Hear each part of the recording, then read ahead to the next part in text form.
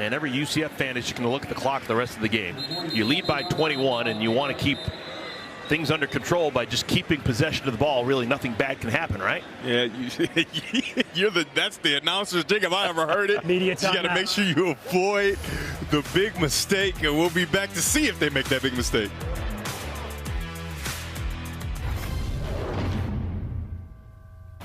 Getting bouncy at the Bounce House, FBC Mortgage Stadium in Orlando. The Big 12 kicking off in Florida for the very first time. Today we've got two teams looking to jumpstart their conference seasons. It's the Baylor Bears taking on the Knights of UCF. So glad you found us with my partner Devin Gardner. I am Eric Collins. This is the very first home conference game for UCF, and they're going to take on the Baylor Bears, who are just 1-3 on the year. But Devin, don't let that fool you. Yeah. Baylor may be 1-3, but they're getting their quarterback back. We assume that Blake Shapen's going to get a go today. Yeah, absolutely. When we talked to Coach Dave Aranda yesterday, we were under the impression that they would be the healthiest they've been at a number of different positions. Most importantly, the quarterback. Blake Shapen is a guy who has the running and throwing ability to create huge plays. A lot of people are going to benefit from him coming back, and namely Hal Presley and Keytron Jackson Jr., two receivers that he worked all summer with to build a rapport, and it was kind of shaken up because he got hurt in that first game. But a lot of those big plays could return today with Blake Shapen back in the lineup. All right, let's switch gears now and talk about the home team, UCF. They played their first Big 12 game a week ago. It's out in Manhattan, Kansas. They lost against Kansas State. But they've got a quarterback making his third consecutive start in Timmy McClain, who's opened up a bit of eyes. Yeah, absolutely. They love John Rice Plumlee. He even warmed up today. But Timmy McClain will get his third start. And what we've seen from Timmy McClain is flashes of brilliance at times. And then there are other times where he makes big mistakes. The one thing that he has to do today is find a way to get in the middle, in between, find that happy medium, and I think that he could come away with the first Big 12 win in UCF's history. Let's do it. Big 12 football from Orlando. That's the first time it's ever been said. It's the Baylor Bears. It's the UCF Knights. Our kickoff when we come back.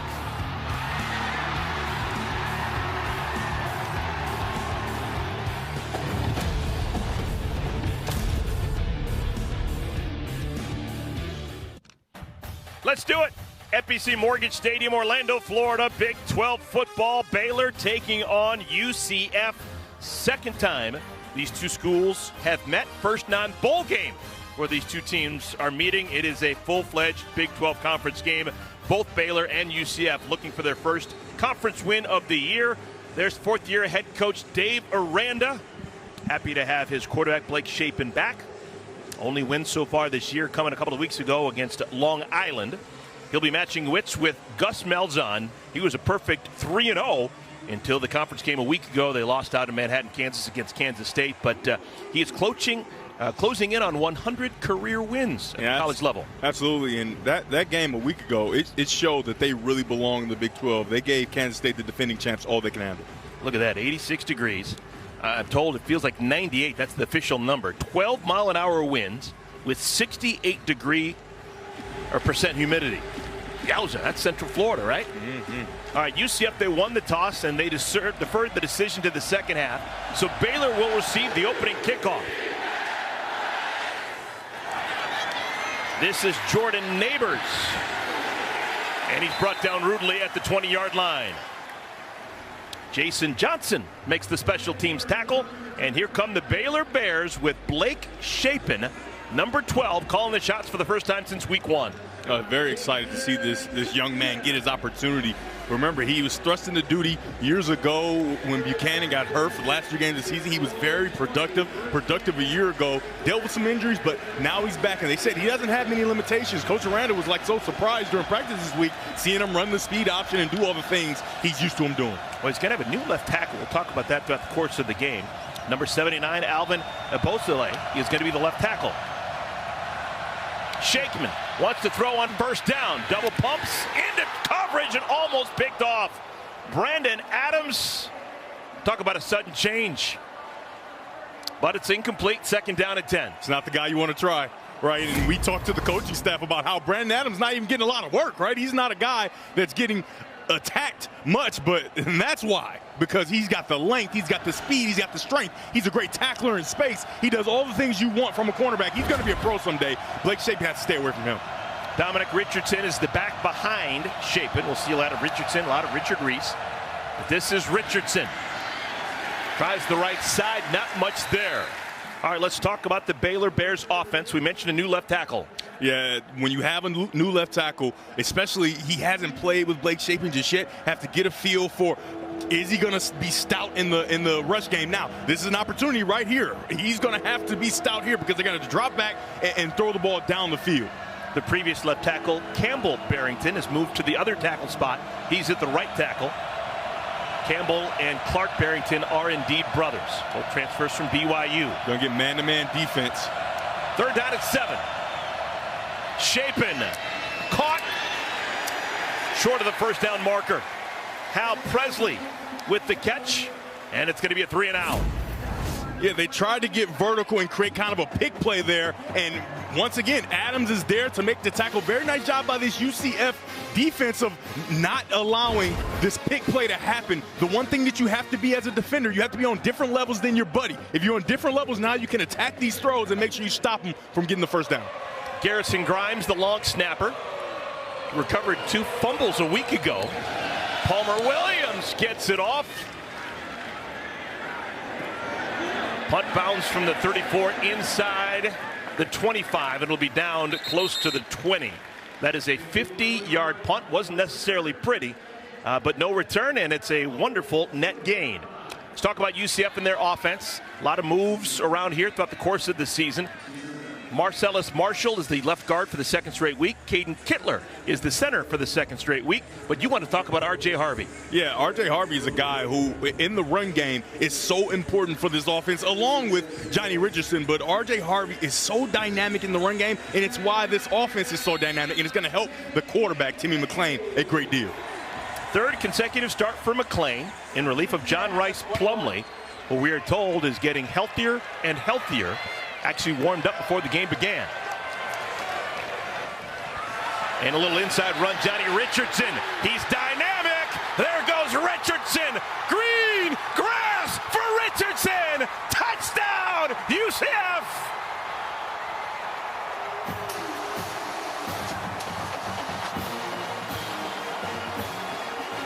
The first offensive play in the state of Florida as a Big 12 team playing a Big 12 game results in a touchdown for Johnny Richardson, 79 yards. It's all about contain. You have to have contain when you're a defensive end, and if you lose contain, that's what will happen with a dynamic athlete like Johnny Richardson. Colton Boomer, automatic, and it's 7-0 UCF. What a start for the Knights. 79 big ones, Johnny Richardson. Well, UCF fans didn't have to wait long for something to cheer about. They already lead 7-0 over Baylor.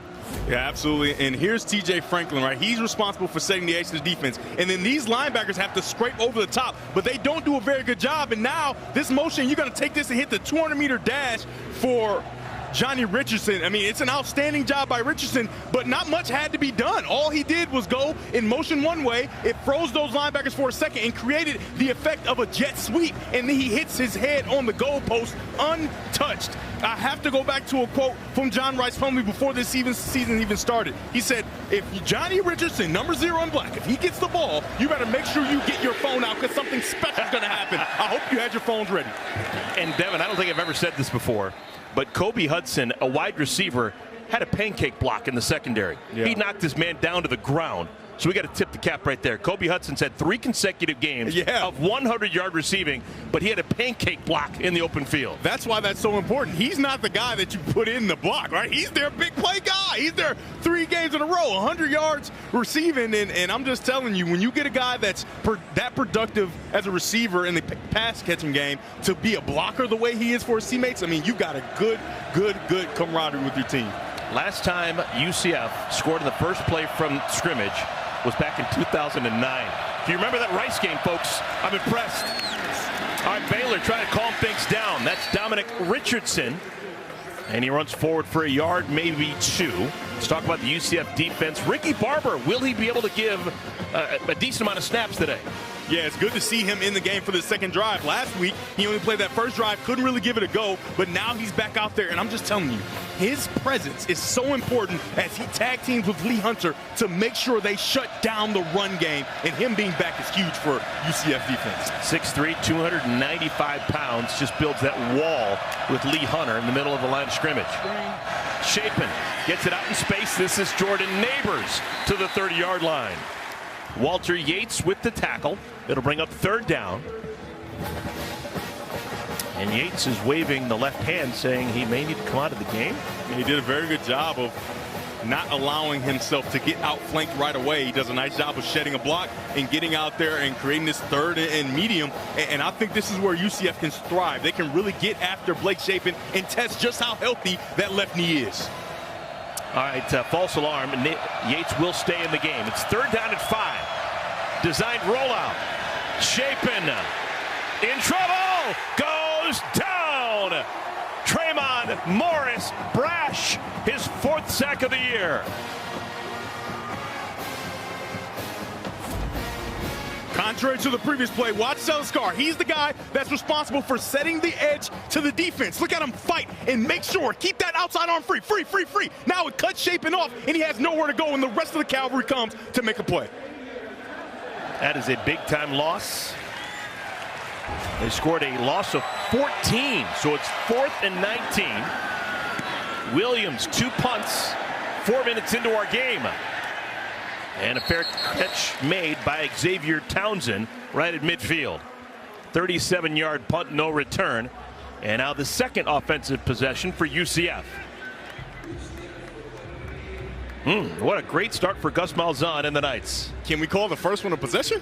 This is the first time we're really going to get a chance to see Timmy McClain in his 3rd start. Like I talked about in the open, he has been spectacular at times. I mean, making plays inside, out of the pocket, similar to the way John Rice Plumlee was able to. But there's been that one big mistake that's kind of set him back. If he can avoid that mistake, he can have an outstanding game here again today.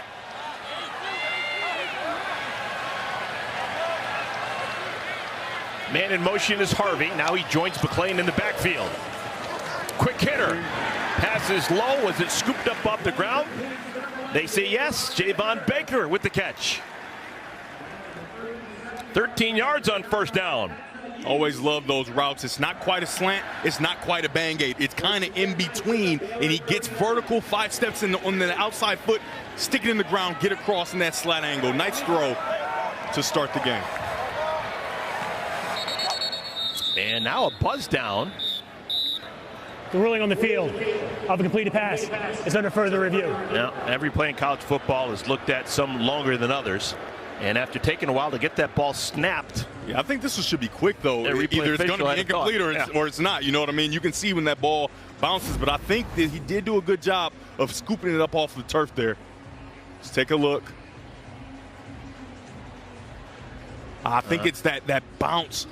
Does the ball move once the tip hits when he falls over the ball? He got it initially, right? He gets it from hitting the ground initially, but then it comes and it's kind of moving just a little bit. Is there enough to overturn it with it being called a catch on the field is the question. But I think they may overturn this. That tip of the ball does graze the ground and start to move in his arms, and so that will lead to it being an incomplete pass. Dean, what do you think? I think you described it really well, and you don't need me. But I think after further review, the ruling on the field stands. 1st down, UCF. They weren't stands, but I was with you in terms of that ball appeared to come loose and touch the ground. That's what we were looking at. Again, it's got to be clear and obvious for them to overturn it. I thought it was incomplete. But if they are not 100% sure, they're going to stay with the ruling on the field. Well, it's good that we're always on the same page. I would much rather be wrong with you. 100%. Well, Devin, one of the things that they've done over the years is they've coached up receivers so well. You saw Baker, at least with the roll, try and make sure that it looks like you can't even see it. Yep. Little end around. This is Townsend. A world of speed for Xavier Townsend. Couple of dead legs, and he's inside the 20. Right now, UCF is the faster team than Baylor. Now it's a new culprit that needs to set the edge to the defense. Number 51 in white, Kyler Jordan, just doesn't do a very good job. He takes on the blocker, but he forgets I'm the edge setter. I have to make sure I keep contained. He doesn't do a very good job of it. And the ball is dropped by Kobe Hudson.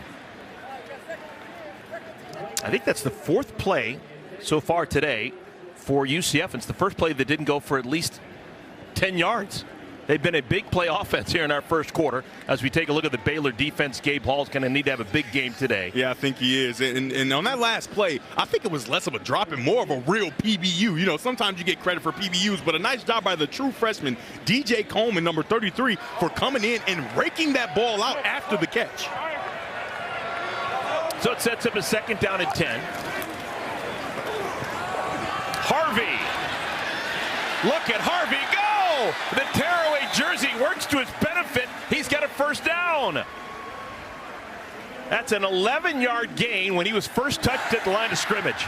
Man, I just love to watch this young man run. I talked about him early in the game because he is the engine for this offense. I mean, he does such a good job sticking his foot in the ground, going in and going out, making guys miss in a phone booth and picking up yardage.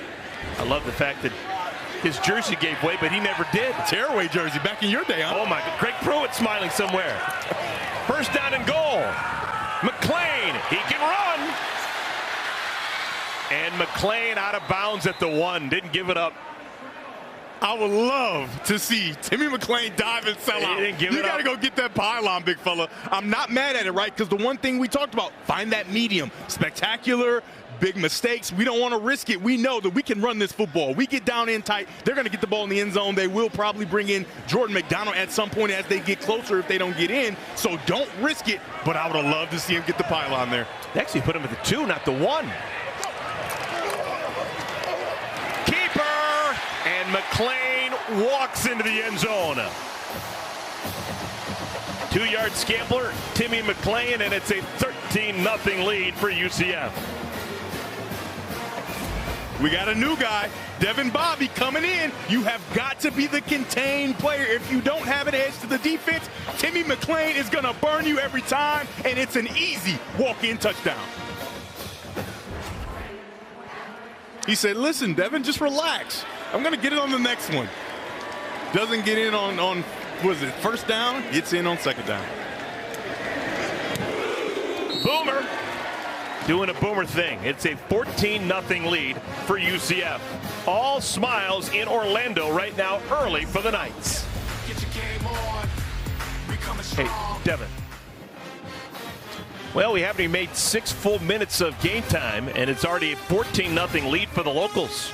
The UCF Knights playing their first home Big 12 conference game, and they've ripped off touchdowns on back-to-back possessions.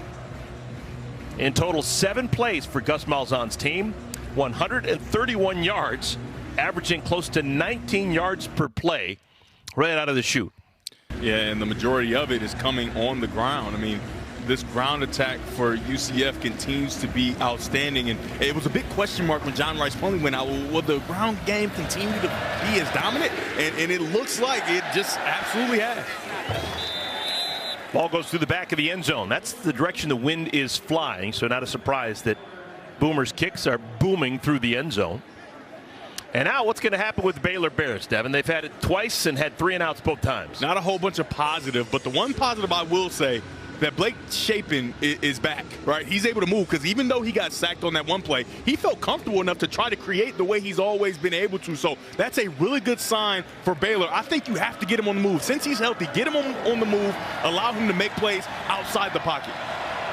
All right, in the backfield next to Shapen is number 29, Richard Reese. Close to 1,000 yards rushing a year ago as a freshman. Shapen's pass was behind the intended receiver, looking for Josh Cameron.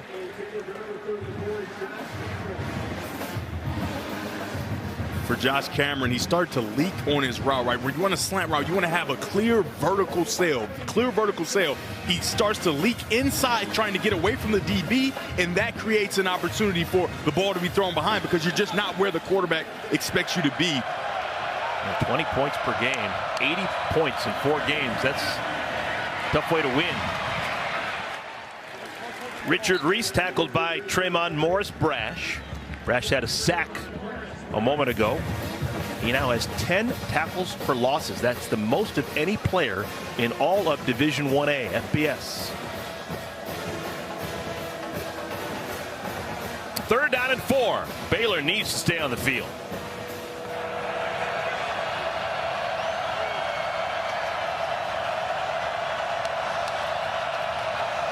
And they try and run it. Handoff wasn't clean, but Reese makes it to the line. First down for Baylor. Gotta love the patience of Reese to find his way through there and pick up that first down.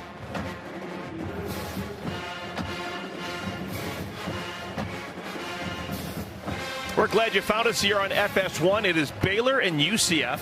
UCF has scored touchdowns the first 2 times they've had the ball. This is the first Big 12 conference game ever being played in the state of Florida. Welcome to the Big 12, UCF. With Devin Gardner, I'm Eric Collins. It is a hot, steamy day, 86 degrees. We've got significant wind, 12 miles per hour. Right now, Blake Shapen, in just his 2nd start of the year, he is leading the Baylor Bears into the win. Absolutely. After losing Blake Shapen in that first game against Texas State, this offense started to sputter in the following weeks. And you think when you get your quarterback back and he's healthy, you get a chance to not only open up the run game, but take some of those shots downfield. We haven't seen him to this point in the game, but I expect him to come soon. First 2 possessions for Baylor, both 3 and outs. 2nd down and 9. Shapen passes low and incomplete. He was looking for Hal Presley, and it's now 3rd and long. Yeah, so right now what I can see from Blake Shapen is just not in the groove of the game. No matter how much you practice, the game speed is not the same, and so he's trying to get back into it. Remember, he's been down for the last 3 weeks. We saw a slant that was behind that we know he can make, and then an open curl there to Hal Presley that he can definitely make. So he has to get his feet going in this game because UCF is going so fast on offense. 3rd down and 9. Shapen goes down. What a wonderful start. That's Malachi Lawrence, 2nd sack for UCF. Take a look here. You go inside here, and then Lawrence comes around through the middle. Very nice job. Remember, we talked about Ricky Barber. Look at him take up 2 guys and allow the linebacker, number 51, Malachi Lawrence, to get skinny and get to the quarterback. Blake Shapen never had a chance. So sacks on back-to-back possessions absorbed by Baylor to disrupt things. Palmer Williams, his 3rd punt of the first quarter. On the return, this is Townsend. He gets to the edge and forced out of bounds at the 35-yard line. 6:26 remaining in our first quarter. UCF has been wonderful so far.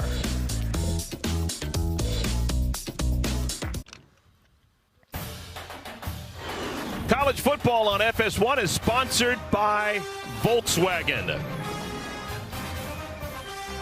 First Big 12 conference game in the state of Florida, and it has been all UCF. They lead 14-0 over Baylor. 6:26 remaining in our first quarter.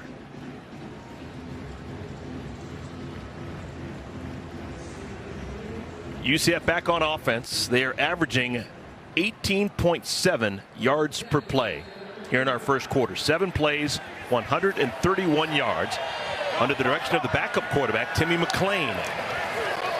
McClain's 3rd consecutive start. Pats it a couple of times and throws a dime. Another touchdown for UCF. Jay Von Baker.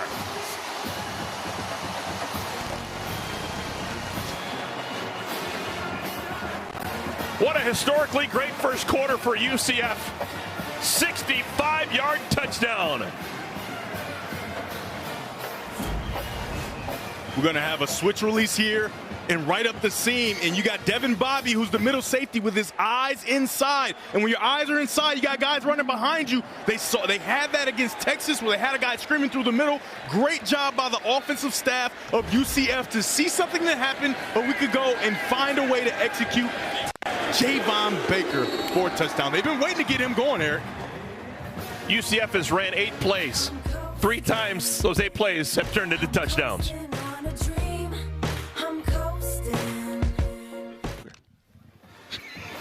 Another long touchdown for UCF, this time Javon Baker. Yeah, absolutely, and Devin Bobby has to be the guy in the middle of the field. If somebody's in your room, you cannot have your eyes in the backfield, right? He gets the attention taken by Kobe Hudson, an outstanding receiver, so now he's not in the middle anymore. You got Javon Baker screaming through the middle. Number 24, the safety slash defensive back Corey Gordon Jr. thinks that he has help, but he doesn't, because the eyes of the safety Devin Bobby, number 28, are in the backfield, and it allows for Javon Baker to scream through the middle, similar to the play they had against Texas. If someone's in your room, if somebody's in your room, you can't look into the backfield. Absolutely. So the way they play defense, they give their safety freedom to look in the backfield if no one's in their room. Well, what UCF did is they sent somebody kind of in his room, but then the person behind him, which was Javon Baker, went all the way in his room, and so now he's wide open. We'll have another kick. The ball fell off the tee, and we'll kick it again. Told you it's windy. 12-mile-an-hour winds, and it's right from the back of the kicker, Colton Boomer. So we'll... It's going. Almost. Oh, wow. Eagle Eye Gardner. Good job. Yep. Boomer still got a decent leg on that. He did get a good piece of it, huh? That's probably the only thing that's gone wrong for UCF in our first quarter. And even that, they got to redo. 21-0 is our score. UCF has run 8 plays and picked up 196 yards. Good golly.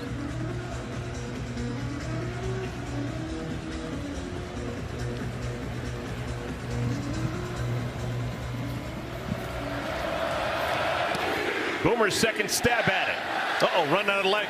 Doesn't make it to the end zone. Here comes Jordan Neighbors. And Neighbors got absolutely clobbered. Walter Yates met him with some force.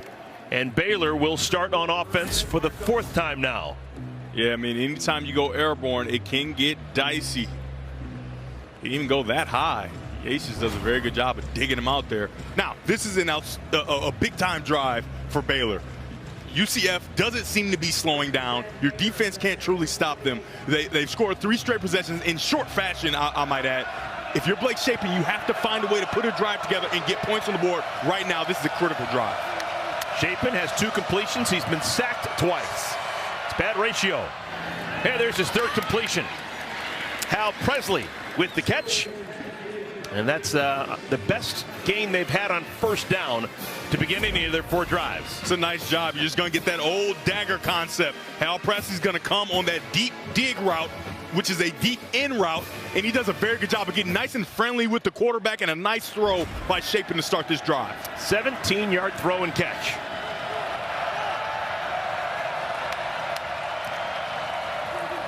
Shapen wants to throw back-to-back downs. Dangerous pass. Wow. Great job by Hal Presley to act as a quarterback and knock the ball away. I mean, this is an outstanding job by Corey Thornton. I mean, he, from the start, remember, in the NFL, you can't make contact downfield. In college, you can be a little bit more handsy. Watch him at the top of your screen from the start. He just stops him. You're not going anywhere, Presley. And so he has hands on. That's not pass interference. That's not illegal contact. Doesn't exist in the college game. And so now he's in perfect position. And as you said, Hal Presley has to play defender. Corey Thornton has picked off a pass in each of the last 2 games for UCF. Blitz comes off the edge. It's picked up.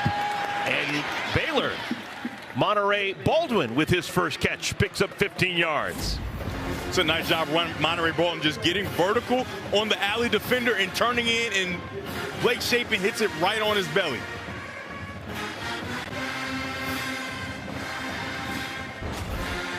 All right, so now we know that Baylor can take a punch and punch back. You can see a much more comfortable Blake Shapen here. Obviously, you would have loved for him to start the game this way, but all the throws you know he can make, he's hitting those throws on this drive, and he absolutely needed to.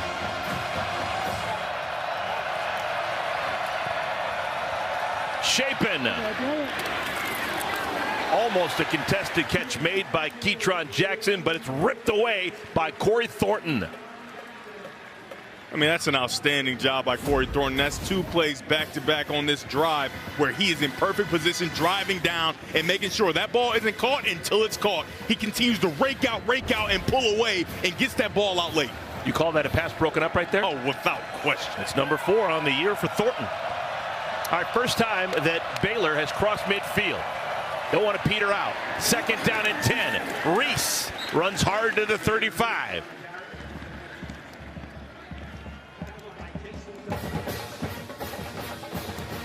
Six-yard gain for Reese.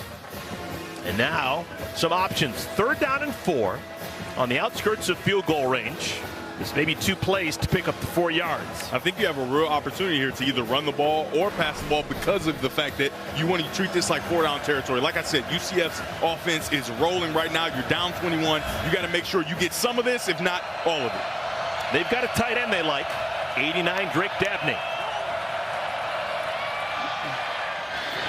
Out in space, catch is made by Jonah Burton right at the line to gain. Yeah, I think they're going to give it to him here, and this is a nice job of getting Blake Shapen outside the pocket. Even though he has the bum wheel, he has been dynamic in practice, so they feel comfortable putting him on the edge. Does a nice job with the naked bootleg, get on the edge, slip a guy in the flat, 1st down. So they do move the chains. It's a 1st down. Ball is spotted right at the 30. Dawson Pendergrass comes in. He is number 35 for Baylor. He's the man behind Shapen in the backfield. Shapen. This is Pendergrass. First time into the game. He's got a chance for greatness. Down to the 6 and pushed out of bounds. Welcome to the ball game, Dawson.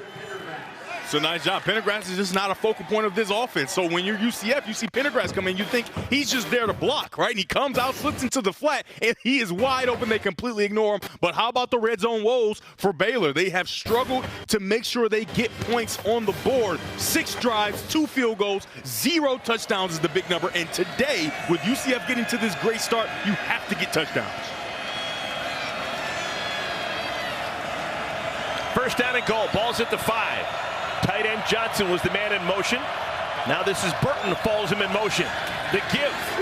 And Richardson is pounded. Still able to get down to the 1-yard line. That was violent. I mean, that is good stuff there. Dominic Richardson, 6 foot 207. He's not a small guy. Listen to this collision. Wow. You missed that? You missed that, Devin? I do not. I remember I went to the Michigan game a few weeks ago, and on the field, these guys are running very fast into each other. I don't remember it being like that. Not even slowing down. How about that? That's football. 2nd down and goal. Back of the end zone, knocked away. Nice defensive play made to keep that ball away from the intended target. That was the tight end, Jake Roberts, in the back of the end zone. It's a nice job by Cam Moore. You're going to see him. He's right there coming across your screen, and he just finds his way to not play the run. It's a great fake by Shapen, but he doesn't play the run. He drops back and gets one hand on it. What a play. Because that's a touchdown. Wide open in the back of the end zone was number 86, Jake Roberts. All right, this may be 2 plays to get a touchdown. I get Shapen on the edge here. Fake to Richardson. There he is, Shapen on the edge. Can he get to the pylon? There's a flag down. I think he's going to be holding on the defense there. They were holding the tight end quite a bit, but I don't think it's going to matter because Blake Shapen does a nice job of getting the pylon.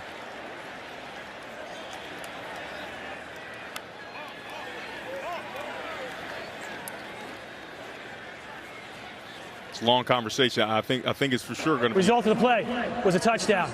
Holding. Defense. Number 3. Penalty is declined. Touchdown. That's the touchdown Baylor needed. They're feeling good again. Absolutely. Just a little naked bootleg. Get on the edge. And when Blake Shapen is on the edge, remember, he is a threat set the to game run. clock to 158. And he shows just how much of a threat he is by making sure while his tight end's being held, Jake Roberts, he's getting manhandled left line of scrimmage. He finds a way to get to the pylon. And that is the response that they needed. Now they cut this lead to 14.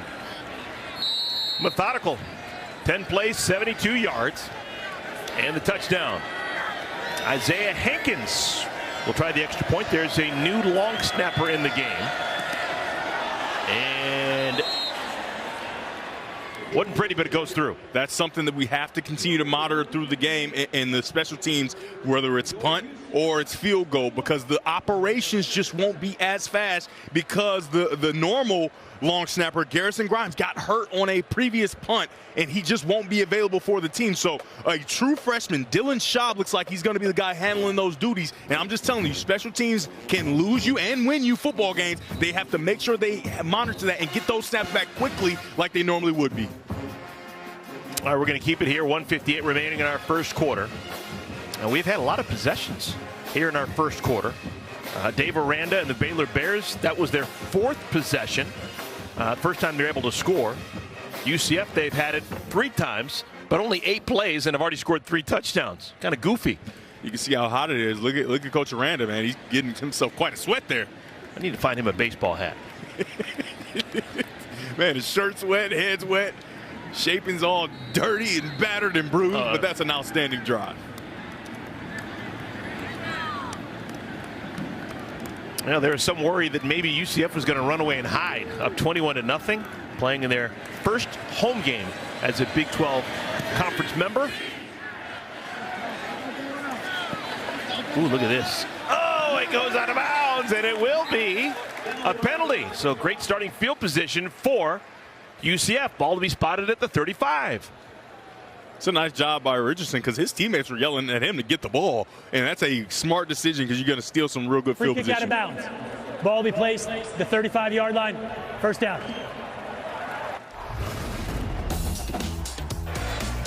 This has been the offense of UCF. It started off with Richardson. I mean, outstanding, hitting the edge like a 200-meter jazz, and then Timmy McClain says, hold on now, I'll join in on the action, pulls it out, gets in the end zone, and then he does it with his arm, takes a big hit, and drives a perfect throw into the breadbasket of Javon Baker. This UCF offense has not showed any signs of slowing down. Outstanding to start this game. When's the last time you saw 2 one-play scoring drives for a particular team? R.J. Harvey was tripped up at the line of scrimmage by Gabe Hall. Still able to get positive yards, but that could have been a big chunk play. Yeah, big-time job by Gabe Hall, making sure, because if he doesn't, there's going to be another big play for UCF. Gain of 5. UCF started their season 3-0. Stubbed their toe a week ago out in Manhattan, Kansas. Lost against Kansas State. They had 10 penalties in that game. That was a problem. McClain, no chance. Looking for Javon Baker. It's a nice job by Chateau Reed, number 21, the cornerback for Baylor, making sure he squeezes Javon Baker on that sideline so it leaves no space truly for Timmy McClain to fade him away. Outstanding job by the redshirt junior cornerback. Oh, I just saw what you're talking about, Devin. Chateau Reed has a mouth guard dangling from his helmet, and he put in his other mouthpiece. He's got 2 mouthpieces. Yeah. The dangling one's just for show. Yep, it's just for style points, baby. I thought you were blowing smoke before. That's true. McClain under duress, 3rd down, incomplete. So here comes the Baylor Bears. They score a touchdown, and then they force a 3 and out. I love that play by Timmy McClain because we've seen him make mistakes, and he's jogging off kind of limping there. But we've seen him sometimes do too much. And there, a punt is not a bad thing. And so he finds a way to get free with Matt Jones, number 2 in white for Baylor, the linebacker, bearing down on him. And he finds a way to just get rid of the ball, and it's almost like a throwaway. He's still got that hitch in his giddy-up. Yeah. We'll have to monitor that. 100%, because his legs are a big part of why the running backs are so capable of getting loose, because you have to worry about the quarterback. And if you don't, we saw him walk in for a touchdown. First time we've seen the punter, Mitch McCarthy, line drive, returnable punt from the 10-yard line. Here comes Josh Cameron, and he gets out to the 27. So 49-yard kick, 13-yard return.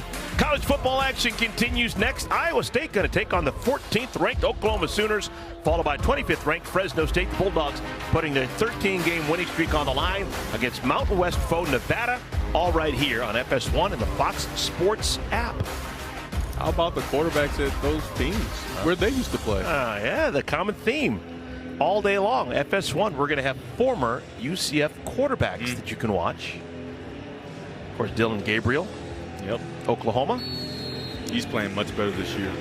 Seeing the field a lot better than he did a year ago. And Oklahoma looks like a real threat to Big 12. 1:08 remaining in our first quarter. Chapin hands it off. Richard Reese loses a yard. John Walker, the true freshman from Kissimmee.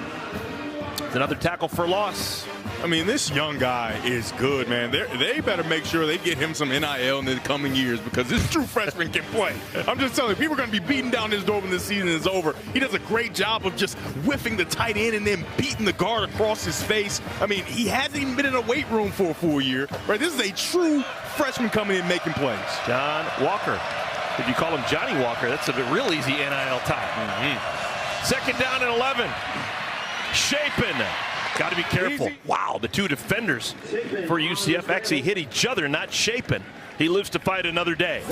I love it. I love it to see Chapin be back and able to run and move the way that he wants to. He drops back, sees there's nothing there, and gets vertical quickly. Makes the decision to go, and he's gone, and he sets up a very manageable third down. That was a nasty collision between Walter Yates and Jason Johnson. Two defenders for UCF. It's now third down and 3.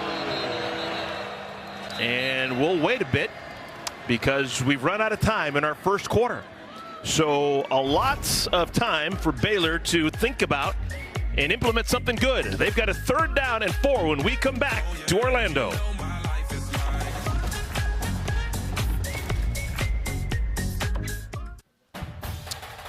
We've got 15 minutes in the books. So far, so good for UCF. They lead 21-7 over Baylor, but Baylor is driving.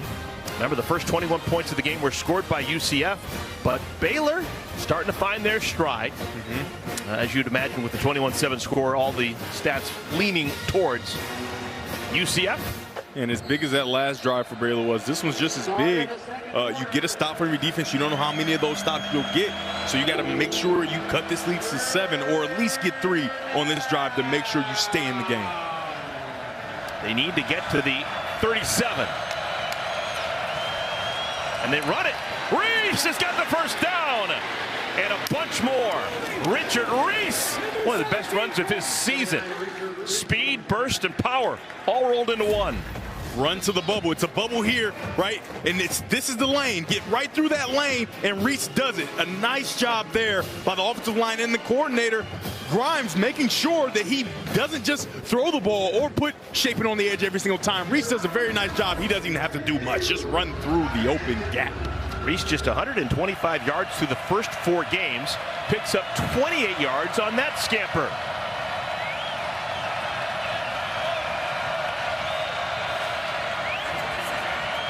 Chapin moving things around. You got low safeties. He may be changing to a shot here. Nope, handoff. Reese. So all that moving and shaking just for that, Devin. Yeah, when you get those safeties low, I thought for sure they were going to a cover 4 beater, right? That cover 4 defense with those safeties down, you want to make sure you get guys running past them through the middle of the defense, but they go to the run, and you got to remember, when those safeties add in, you just got more guys, and you just don't have enough on the offensive line. Jason Jackson, another tackle. Came into this one with 390 career tackles. That's a whole bunch. Man, he's a good football player. It's like one big bruise. And cover 4 again. Second down at 7. Lowering the shoulder. Look at Richardson. Just stoned Damari Henderson. That's the problem with weighing 160 pounds if you're Damari Henderson trying to tackle Dominic Richardson. Yeah, you're going to see him coming in your screen there, and this is the thing. The cover 4 safety is the extra guy. He has to make the play, and I'm just telling you, Dominic Richardson says, not today.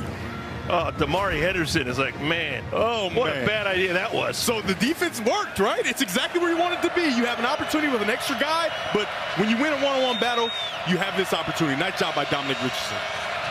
11-yard gain, first down at 10. Richardson gets it again. And this time only 2.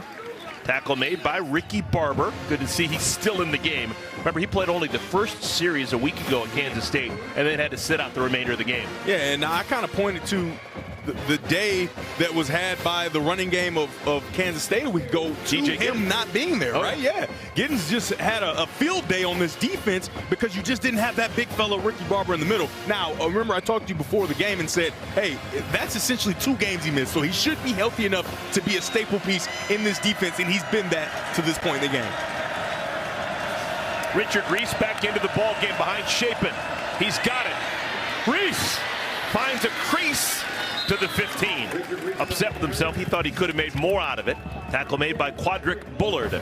That's that wide zone gap scheme where you allow the running back to pick his gap, right? You just allow those offensive linemen to block to the right, and let Reese find the gap. He finds the gap and squeezes through for a little bit. Now, the running game down in comparison to the way that they began the year last year.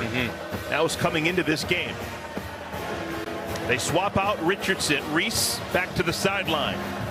What I love for offensive coordinator Coach Jeff Grimes, he has not abandoned the run, right? He's done a very good job of sticking with the run game, especially in some situations where maybe you thought he might pass the ball. Nope, that's not. Richardson on 3rd and 1. Ball comes loose. Ball comes loose. This is Damari Henderson. This has not been blown dead. And Henderson is going to go all the way for the touchdown. There is a flag down. So obviously, I mean, this is an outstanding play. I think they're going to look at this, and I think they're going to see that number 21, Dominic Richardson, his knee is down. Now, could it be down on the ground, or could it be on the hand of the defender that was holding on to his knee? That's the question.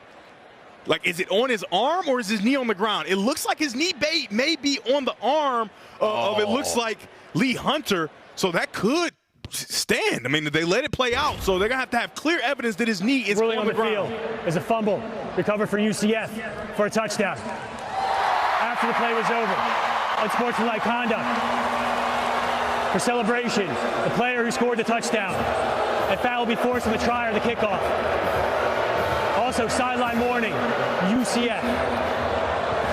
Diving into the end zone, excessive celebration. The unsportsmanlike conduct was on number 8. That's his first of the game.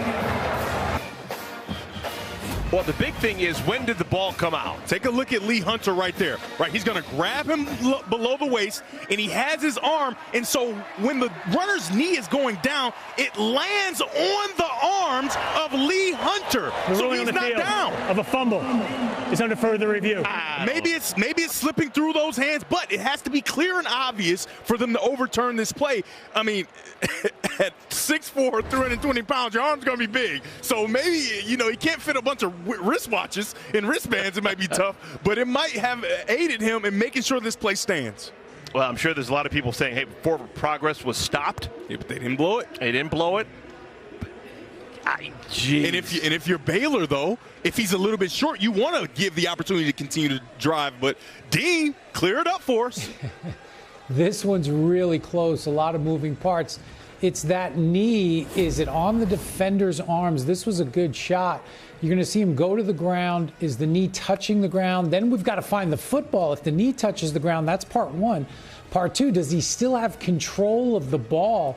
He might be down, but again, is this clear and obvious? It was ruled a fumble returned for a touchdown, and I'm struggling to find enough evidence to overturn it. Now, they're looking at all of our angles, and again, they have access to this angle, and they can run it back and forth. But is that knee touching? And if it is, where's the ball at that point?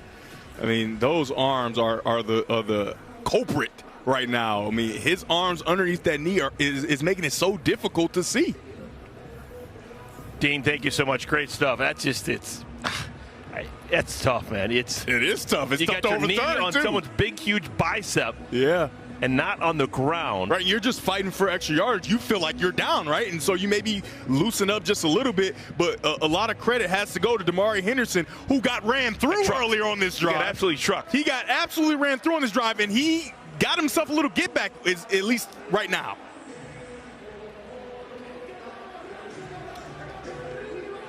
Yeah, he heard you talking about him at 160. He said, all right, these skinny arms can get in there and rip this ball out. Yeah, indisputable video evidence. I don't know if there's enough to overturn.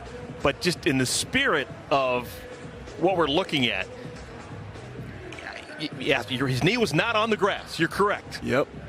But he was not going forward, and he thought he was down.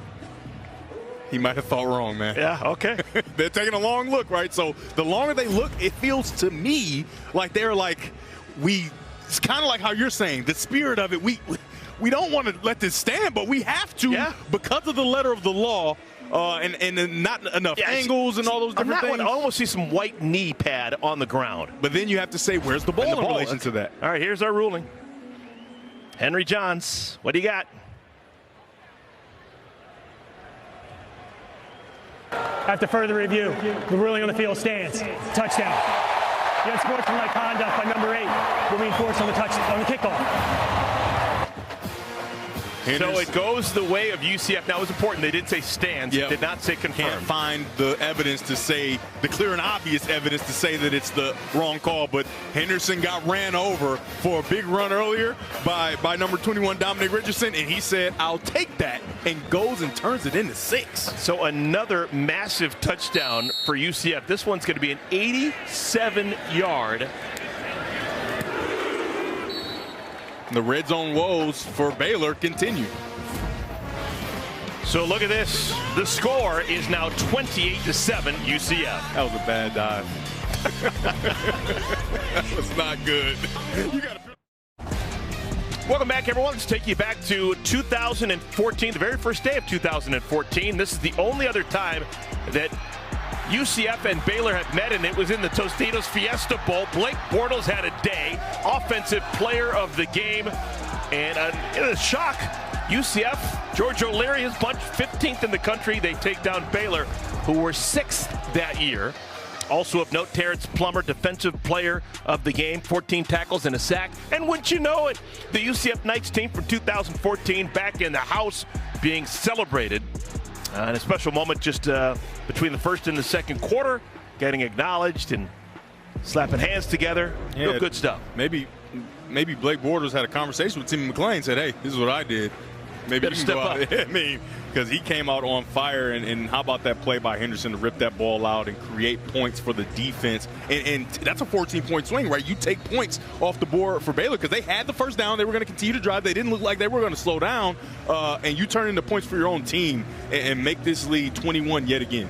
So because of the penalty, which I don't like, against Henderson for diving into the end zone. Henderson, if you're going to get a penalty, dive. Like, do it. You know what I mean? Kind of like earn it. Leaks into the end zone. What are you doing? Ball is kicked off from the 20 and a running start for Jordan Neighbors. And you really can't cash in, only to the 31, and it's Henderson who makes the tackle. There you go. He's everywhere. Damari Henderson has been the story here in the second quarter. Let's talk about the defense for UCF.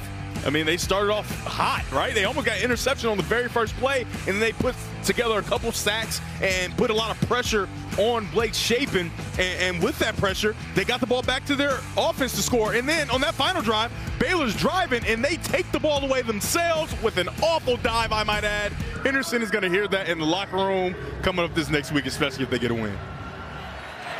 So Baylor, they take another punch. They're now down 21 for the second time. And they keep it on the ground. This ground game was effective last time they had it. Richard Reese has had a nice second quarter.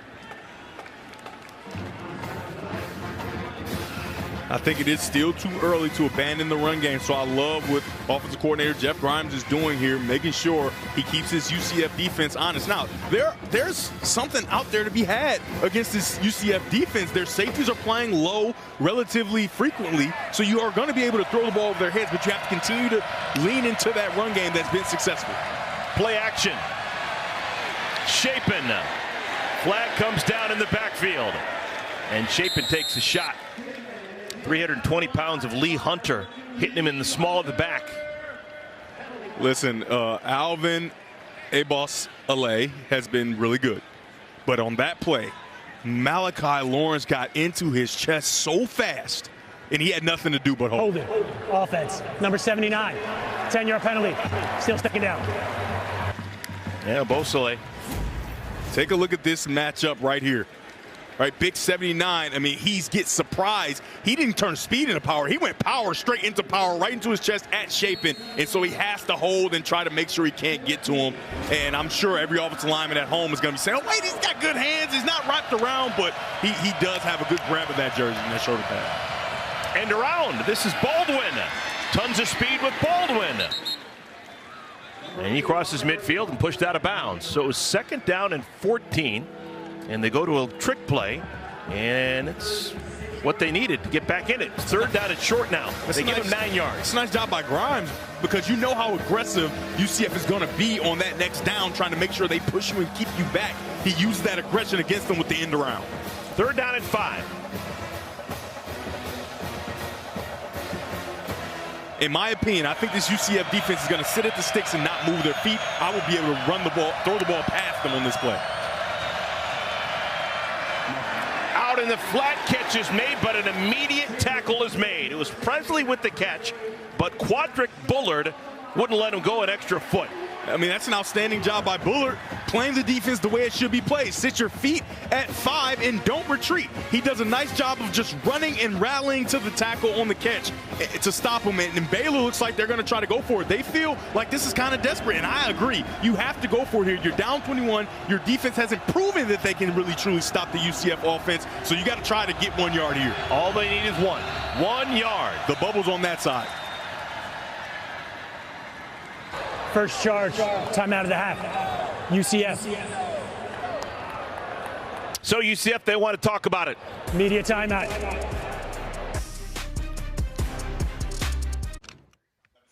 All right, 9:06 remaining here in our 2nd quarter, and this is a very important 4th down call. Jeff Grimes, the offensive coordinator, is thinking about what is going to allow my team to remain on the field offensively. We're already down 21 points. 4th and 1. Right, on their own side of the field. Before the timeout, the bubble was to the top of your screen. Now you got the bubble in the air you can get to right there. I would expect a run right there to try to pick up this 1st down. It's Richardson, the bigger of the backs in the backfield, and they want to throw for it. And the tight end Yates, it's behind him, and the ball goes over to UCF. That's tough. It's an outstanding job by this UCF defense, being honest and staying in position, making sure they are there to make this play. And Adams kind of gets stopped a little bit. He finds a way to get around because the ball is just a little bit late and behind the receiving target. He's able to catch up and make sure that he stops that ball from being completed. That's actually a really good design when you look at it, because it did set a pick, and Brandon Adams couldn't get there, but the throw was not on target. UCF football. So UCF, the ball in a 21-point lead. Great starting field position, and they haven't needed it today. They have been a quick strike offense all day long. R.J. Harvey. Yeah, I mean, they've been a quick strike offense, and it's really without R.J. Harvey really getting going yet, right? So you add him into the mix when he starts to get going, it's going to be really tough for this Baylor defense to stop this offense. They have a 65-yard touchdown catch for Baker, a 79-yard touchdown run for Richardson, and an 87-yard fumble return for a touchdown by Henderson. Harvey still on his feet, down to the 17-yard line. He runs hard. I mean, absolutely love it. Everybody's just going to be man on man, man on man. He's going to get this ball, hop outside, and then get underneath everything. And he almost takes it to the house. Nice job of ball security. So you can see an incomplete pass there. Javon Baker with the drop. But the great ball security by R.J. Harvey is so important. You saw them ripping at it. He gets spun around, protects it with 2, so he can't get to the end zone. All right, so red zone opportunity for UCF. Ball's at the 17-yard line.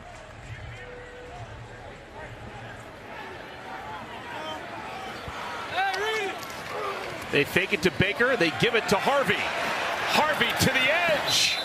He's got enough for another 1st down. He's only 5'8", but he's thick, 195 pounds. So the chains move. It'll be 1st and goal. Ball at the 7. I love when they pull those big offensive linemen, get out in front of Harvey and allow him just pick his way through. And if he can, get to the outside. Nice job those offensive linemen hooking those defenders to make sure they secure the outside.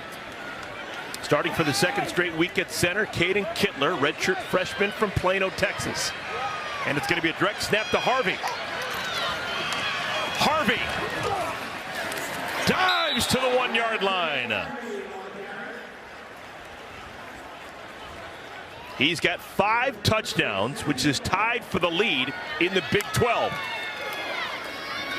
Harvey. That was slow developing. Cooper lands. Timmy McClain wanted to say, Baylor's like, hey, we got ours. We do. And the whistle had blown. Ruling on the field is forward progress was stopped. 3rd down. I know Baylor's devastated. Like, wait a minute, where was that call when we had the ball? But Timmy McClain there is trying to slow play that, right? Really, really ride it inside. Maybe he can snatch it out late. Does a nice job of not making a bad play worse, right? A play where Baylor has your number. Just give the ball and allow the ball security to take its course and do not create a turnover down here tight when you can really put your foot on this Baylor defense's neck. 3rd and goal.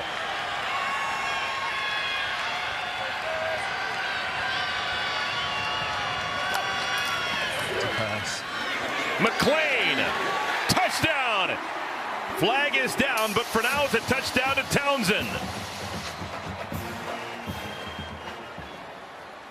And they're going to get a pick, but UCF no longer celebrating. I don't agree. They're going to get a pick right here. You're going to come inside here, but he's not going to block, right? He's just kind of standing there. Pass interference. Offense, number 2. 15 yards. 3rd down. I would argue that the defender put hands on him first, right? Grabbed his shoulder, and so that's, not a penalty either way, but I don't like that call. But you see those pick plays and defenders kind of flail their arms like, hey, what the heck, and it's a penalty on UCF. So Kobe Hudson doesn't have a catch so far today, but now has a pass interference called against him. Watch the defender. He makes contact with him first, right? That's a tough call. My only issue is the spirit of the play is supposed to be, of course, a pick. So if you get called for it, can't have much beef. So they try the speed sweep with Townsend, and that had no chance. Field goal unit will have to come on. So Colton Boomer, who has missed just 1 field goal on the year, he's 7 for 8, will come on for a field goal attempt. You have to applaud Baylor there, right? They were withering, right? And they find a way to stand tall, obviously aided by a penalty, but however you can get it, you take it. They find a way to stand tall and force this field goal attempt. Boomer made a couple of 50-yarders a couple of weeks ago out in that thin air of Boise, Idaho. Boomer is good. There he is. This one officially 32 yards. Oh, the snap wasn't great. And the hold was bobbled, and that led to a blocked kick. Just the 2nd miss of the year for Boomer. And Dave Aranda fired up. We thought the snapping team for Baylor would have issues, right? But it's UCF that has the issue, and Baylor has the ball coming back.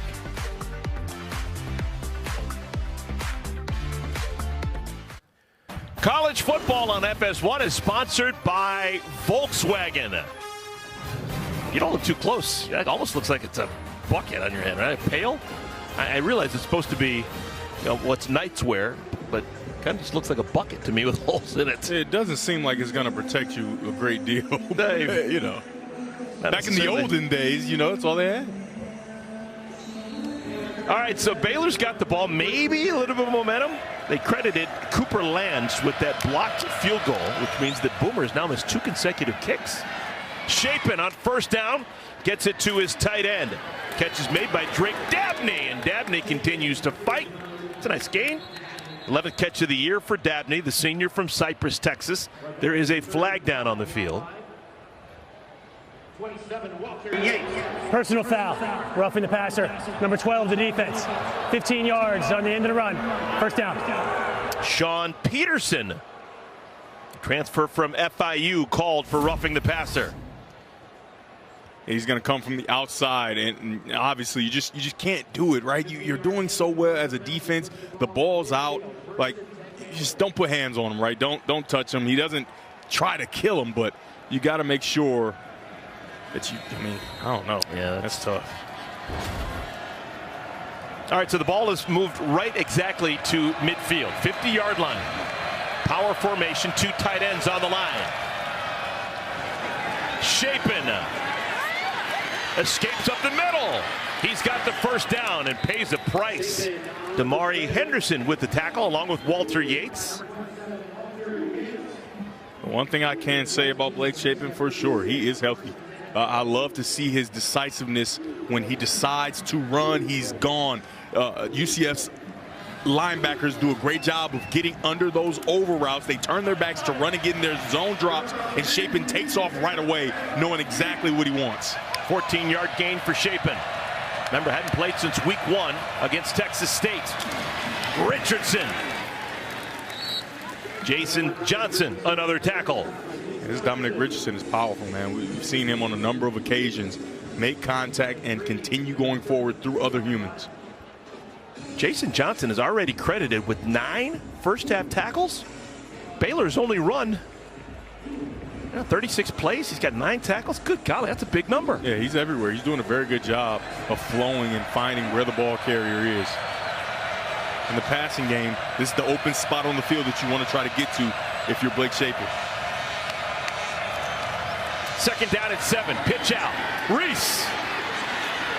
He's got the first down. Richard Reese is slippery. I'm here to tell you. All right, so Baylor, after that just disastrous start, they've actually played decent football here in the second quarter. Yeah, they've done a really good job. And in my opinion, this is a 7-point game, if not for the heads-up play of Henderson to rip that ball out and then go score a touchdown. They are right in this game. They just have to stay consistent. Coach Grimes is doing a very good job, the offensive coordinator, of sticking with the run game and mixing in the pass and getting Shapen on the edge. Reese ran into his own man. That was Yates in front of him. Tackle is credited to Jairo Wilson, but it was just 2 guys in the same area, which caused all the kerfluffle. Yeah, that play looked like it had a real chance. When you get the defensive end kind of avoiding that pulling tight end, you think, okay, we're going to get the edge, but the nice flow of the defense was why that play was unable to be made. Jairo Wilson led the charge there. No gain, second and 10. Those low safeties still, I would love to see an opportunity.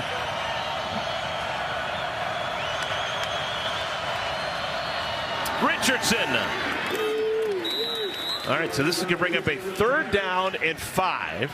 And I believe this is 4-down territory. You got to make sure that you get a touchdown here, because like we've talked about, your defense could get a stop, but we haven't seen them consistently stop UCF. And you got to make sure you get back into this football game. And remember, maybe last time Dave Aranda's team went for it on 4th down instead of punting it, their long snapper, Garrison Grimes, is out. Maybe they're hesitant about trying any long snaps, either punts or field goals. Just a thought. 3rd down and 5. Oh, my. Richardson busts forward to the line. He's going to be really close, and I actually think he got that, Eric. Oh, long time developing, slow developing play. And they're going to give him the first down. That's big. Yeah, I mean, he stopped right away when he goes off to the right, but he starts to pull and drag. Remember, I talked about this recently. Putting that left hand down allowed for him to get just a few more inches and make it really close, and they did give him the first down. But he has done a great job of leaning forward through contact, making sure he's dragging defenders to get to where he wants to go. And the clock continues to move. We're under a minute and a half to play in our first half. Reese. Clock will continue to move. Baylor with all 3 timeouts. UCF with 2. I love the operation of the offense right now. You do not want to give this ball back to UCF with any time. You want to make sure you get the ball in the end zone first, but also make sure you don't leave a bunch of time for UCF to do anything with it. And if you can do that, this is a extremely successful drive to finish the half. John Walker, true freshman defensive tackle, comes back in. He'll be in the middle of the line along with Lee Hunter. 2nd down and 8. Running play. Nothing there. Big Lee Hunter wraps up the ball carrier. 2nd carry for Dawson Pendergrass. And it's 3rd down and 8. It's 3rd and 8. So one thing that this UCF defense has kind of ignored on these last few runs is Blake Shapen, his ability to pull the ball out and get on the edge. And here at 3rd and 8, I don't think that's something they're going to be looking for. But Jeff Grimes wants to talk about it a little bit more. Baylor. And they'll be going forward on 3rd down when we come back. We'll be watching, wrapped in attention. But right now, rapt in attention for this big 3rd down and 8. Baylor driving, running out of time, 24 seconds remaining in our first half. They need 8. They may go for it on 4th down, depending on what happens here. Shapen, in trouble, heading the wrong way. Was he still in the tackle box? It did. I think he's outside, but he didn't make the line of scrimmage. They're going to get him for intentional grounding here, I think.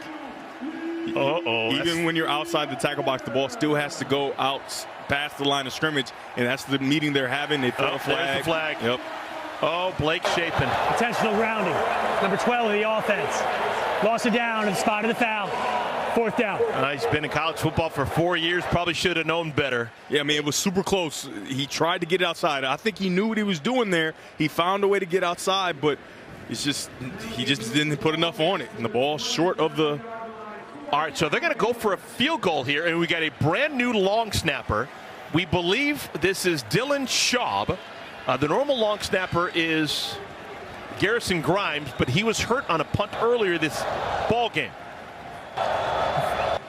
So this is going to be a long field goal with a brand new snapper. The operation is so important because the ball needs to get back there quickly because of the length of the field goal. It's going to come out a little bit lower than it usually would. Baylor's electing not to take a timeout to avoid the 10-second runoff. Please set the game. And UCF has decided not to take a 10-second runoff. 4th down. Because it was a play that was during a running clock, it would carry a 10-second runoff unless someone calls a timeout. Okay, got it. That makes sense to me. All right, so this is going to be a 46-yarder for Isaiah Hankins. He's 7 for 9 on the year. His long on the year, 53 yards. This is 46. He's got the range. He's got the wind at his back. But the X factor is the snapper. And I think it's Dylan Schaub, a true freshman that usually wears number 47. And he's going to get a do-over. A timeout was called before the snap. So a practice round for Dylan Schaub. Second charge timeout of that half. UCF, 30 seconds. The operation looked good. It looked quick. I don't have a stopwatch in my hand, but it looked like the ball got there fairly quickly. So it should be no harm, no foul, and Hankins should be able to get a good hit of this and get it up the uprights if he has enough leg. Take a look at the snap here. I mean, great speed, on target. I guess you can have it a little bit more in front of the holder. You're being nitpicky there. I'm just saying, it's important. You can have a little bit more in front so you can get it right to the ground, but hitting him in the ear hole, I don't think there's a complaint there. So we believe this is Dylan Schaub. Dylan Schaub normally wears 47. And he does, and the reason we believe he doesn't have his name on the back of his jersey, so he has to wear a jersey so he doesn't interfere with somebody else that may be on the field wearing the same number. All right, so take 2 for Dylan Schaub from New Waverly, Texas. Suburban Houston.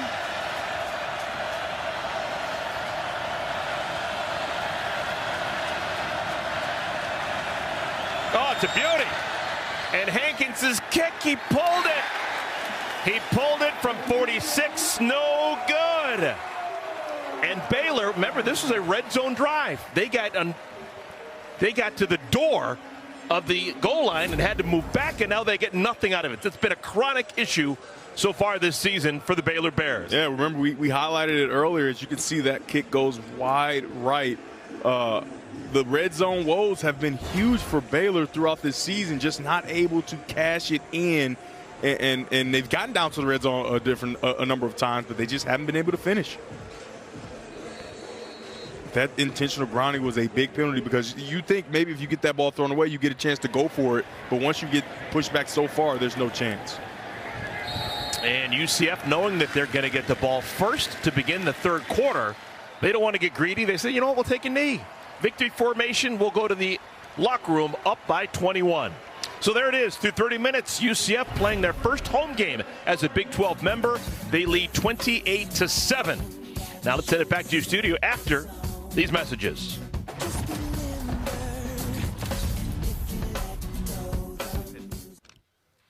So far, so good for the UCF Knights. 3 long touchdowns, a 79-yard run, a 65-yard touchdown catch, an 87-yard fumble return for a touchdown. They look to keep on keeping on. They'll have the ball first in the third quarter.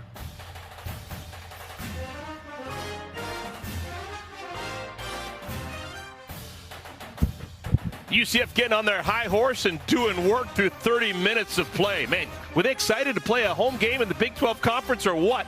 They lead the Baylor Bears by a score of 28-7 through the first 2 quarters. Glad you found us with my partner, Devin Gardner. I am Eric Collins, and it's going to be your dime, your dance floor. Your thoughts on what we saw in the first half? Yeah, you know, like in a heavyweight bout, you usually get a couple jabs in there, but UCF came up with haymakers. I mean, they are throwing punches from everywhere. Offense, defense. Special teams is going to make a play soon. I mean, the UCF has came, and they really wanted to show something after the loss that they had against Kansas State a week ago, and they're continuing to show they belong in the Big 12. Yeah, let's take a look at these long touchdowns. They had 3 of them over 60 yards in the first half. Yeah, this is the first play of the game, right, that we're looking at here. With Johnny Richardson just taking the ball and taking on that 200-meter dash, and then the next time, Timmy McClain gets involved in the action, then Timmy McClain with his arm. I mean, he takes a huge shot and drops a dime over that Baylor defense, and he loves it. And then on defense, Henderson, he gets run over early in the drive, and then he says, "I'll take that," and makes his way to the end zone. And I have to remember, this dive that he did was not good. They got a penalty for it. If you're going to get a penalty, young man, do a good dive. Yeah. Let's take a look at your first half stats, sponsored by Volkswagen. 239 yards of total offense for UCF. Game's only turnover committed by Baylor, and it resulted immediately in a touchdown. It was an 87-yard fumble recovery in return for Damari Henderson. And when you go in the locker room, look at the time of possession. Good golly. Yeah, when you go in the locker room and you're UCF, it's like you almost did nothing wrong. They had the one punt, and obviously they kneeled down in the half. I mean, it's hard to coach up a team that has played so well. Slow developing kickoff return for Johnny Richardson. I think he was a little bit confused. I think he forgot to call fair catch, and so he caught the ball thinking it was over, and then he had to take it. So poor starting field position for UCF, and they will start at the 15-yard line. All right, first 3 times they had the ball, all it took was 8 plays to get 3 touchdowns. Yeah. Now, the last 3 possessions, different story, Devin. Yeah, they had the missed field goal, but you remember it was a penalty that aided that. They threw a touchdown, and then they got called back because of a penalty, and then they ended up having to kick an extra point, and it got blocked. So, in all honesty, Baylor's defense has not found a way to stop this offense. They haven't figured them out just yet. Now, it's up to Timmy McClain to continue to play clean football and make sure he doesn't have to put on his cape, continue to lean into what the offense allows for him to do. Oh, my goodness. Matt Jones blows into the backfield, and it's a negative play. It's a nice job. Matt Jones is going to come right into your screen from his linebacker position and make a play. Nobody blocks him. They don't get to the second level. And in the first half, you know, UCF's offensive line did a very nice job of getting to the second level. That time they don't get to Matt, and he gets through the line of scrimmage and gets himself a tackle for loss.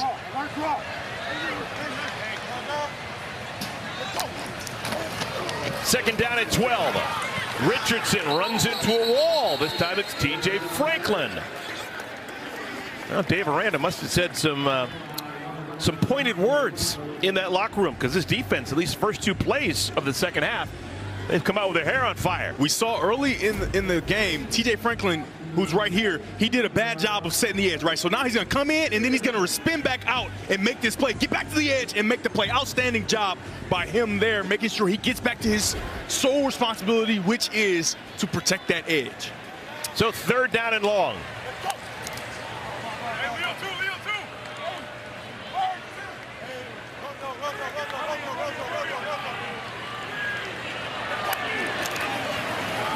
Four-man rush. McClain pump fakes.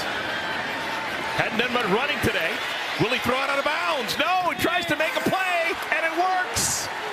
Still going is Alec Holler. McClain made that mistake a week ago, not throwing out of bounds. This time, he makes it happen. In our meeting, you talked about a comparison for him, and you called him Michael Vick, and I said, hold on. Allow him to make some plays. But when you make plays like that, running left, stopping, and though that seems dangerous, he had clear and sunny days behind him, so he makes the play. But those are the things that you want to try to stay away from when you don't need them, especially in the shadow of your own end zone. This is Richardson to the edge. Spun down by Jones. I mean, that last play, though, was special. Remember, I talked about it. He showed some flashes of spectacular play, and that's the type of athlete you have here with Timmy McClain, but he has to just be judicious with when he uses those spectacular skills. I think he's doing a very good job to this point in the game. I just think in a uniform, he looks like Michael Vick. He's lefty, he's 6'1", 196, run around. Same dimensions as Michael Vick. Play action, and McClain goes down. Cooper Lands has had a nice ball game. Remember, he blocked that field goal. Yeah, that's a nice job. He's in the middle of your defense. Gets underneath, gets rid of the tight end, and makes a play on the quarterback. Sophomore from Denton, Texas. Loss of 4, Cooper Lands. 3rd down and 9. So McClain's going to have to make another play.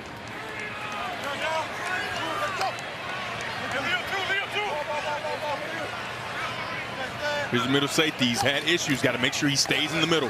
Blitz. And McClain goes down. A flag comes in late.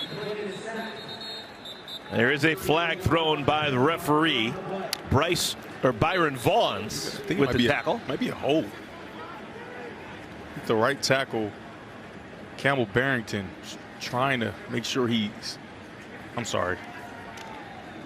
The right tackle, Amari Kite, is trying to make sure the defensive lineman doesn't get to the quarterback. And they're saying that it's going to be against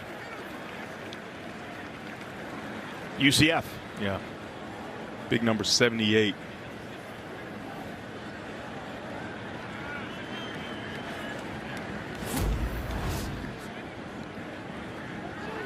There were 2 fouls on the play, one by the offense and a dead ball by the defense. Holding, offense, number 78, 10-yard penalty. Unsportsmanlike conduct, running to a coach in the bench area, 15 yards, automatic first down. Running into a coach on the bench area. That is tough. Oh my goodness. Running into, the referee running into a coach on the bench area. When you're trying to run down the field, coach in the way, you trip and fall. And usually you get if you're kind of in the way, he doesn't hit you, you get a warning. But if the ref goes down or he really bumps you, they give you a 15-yard penalty. Wow. And this Baylor defense almost gets off the field. And a coach, I don't know who it was. That white area, that thick white area that surrounds the field, that is for the officials, folks. Yeah. That is their domain. That is a rare whistle and a tough whistle against the Baylor defense. We may not see that call again all season long. Oh my goodness. You see Dave Aranda, technically where Dave Aranda is right now. Technically. If an official ran into him there, that's another problem. And so that's a job. That's somebody gets hired to do that, to make sure you get the coach back. Because the coach is in the game. He's trying to make things happen, and he's trying to see the game. He's getting intense. It's a guy he's called the get back coach, to make sure you keep him off that white and out of the way of the referee. Here's McClain. Out of bounds, close to the marker. Now, just to be fair, we don't know. They never specified which coach it was. Yeah. So we don't know if it was Dave Aranda. But it was someone on the Baylor staff that was where they shouldn't have been, and it resulted in a gimme first down for UCF.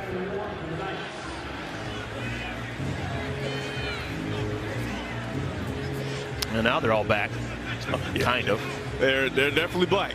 They're definitely back and not in the white. Quick burst by Harvey. That's a first down for UCF. Well, UCF came in averaging 260 yards per rush. So far in today's game, they have rushed for 174, but 79 of it came on the one run by Johnny Richardson. Yeah, I mean, it's been very balanced, right? You've done a very good job. Coach Henshaw, the offensive coordinator, Darren Henshaw, he's done a good job with Tim McClain, keeping him under control, mixing in the pass and the run. McClain into trouble. Knocked down. Trying to get it to Baker. It was Chateau Reed who made a nice play. As much as that's a 50-50 ball, I love the shot that you take to give your guy a chance. Just get it nice and high and allow your big wide receiver, Javon Baker, to go try and make a play. It's first down, doesn't work, it's fine. Offense, number 71, 10-yard penalty, still first down. Oh, my goodness. Now, when you get a holding penalty, it's not as good.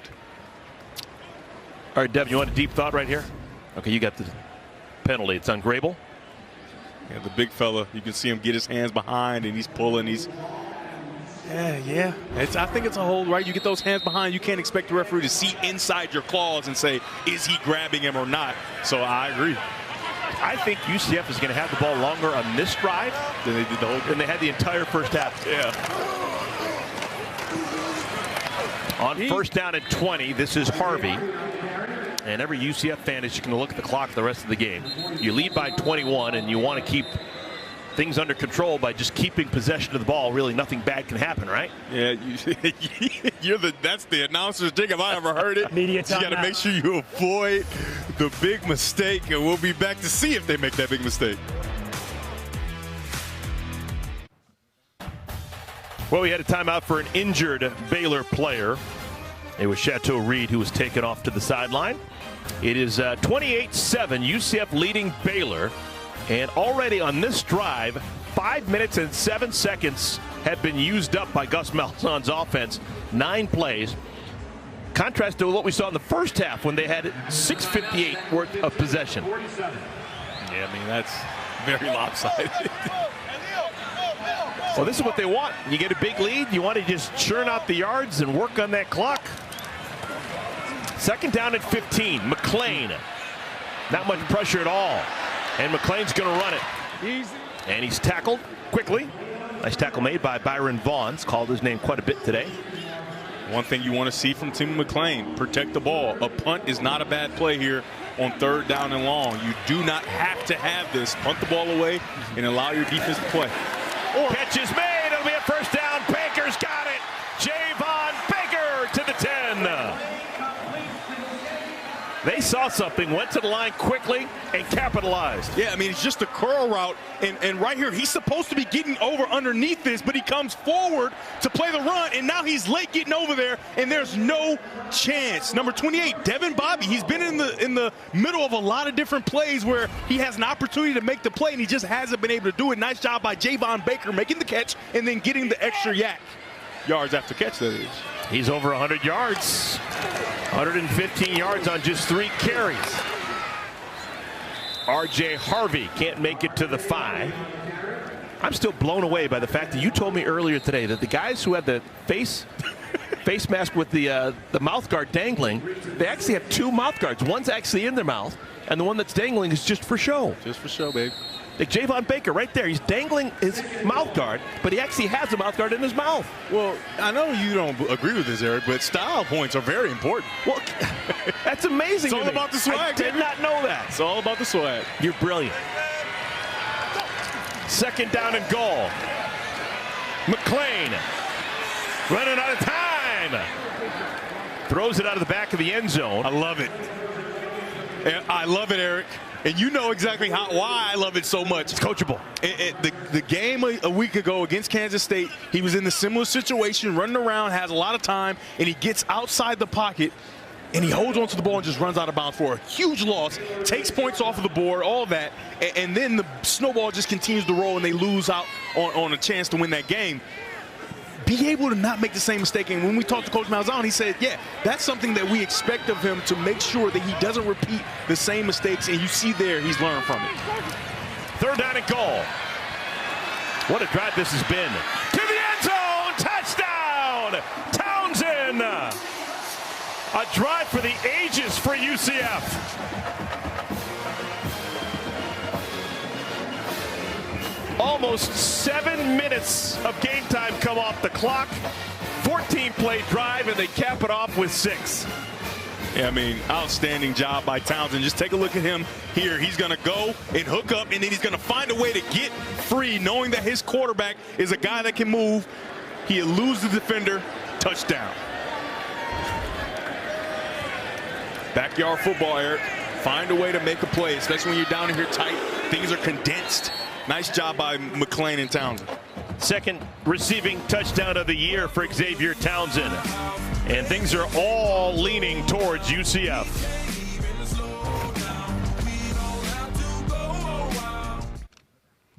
College football on FS1 is sponsored by Volkswagen. First Big 12 home game for UCF, and it's almost like it was scripted. They are leading 35-7. Very little has gone wrong for the home team.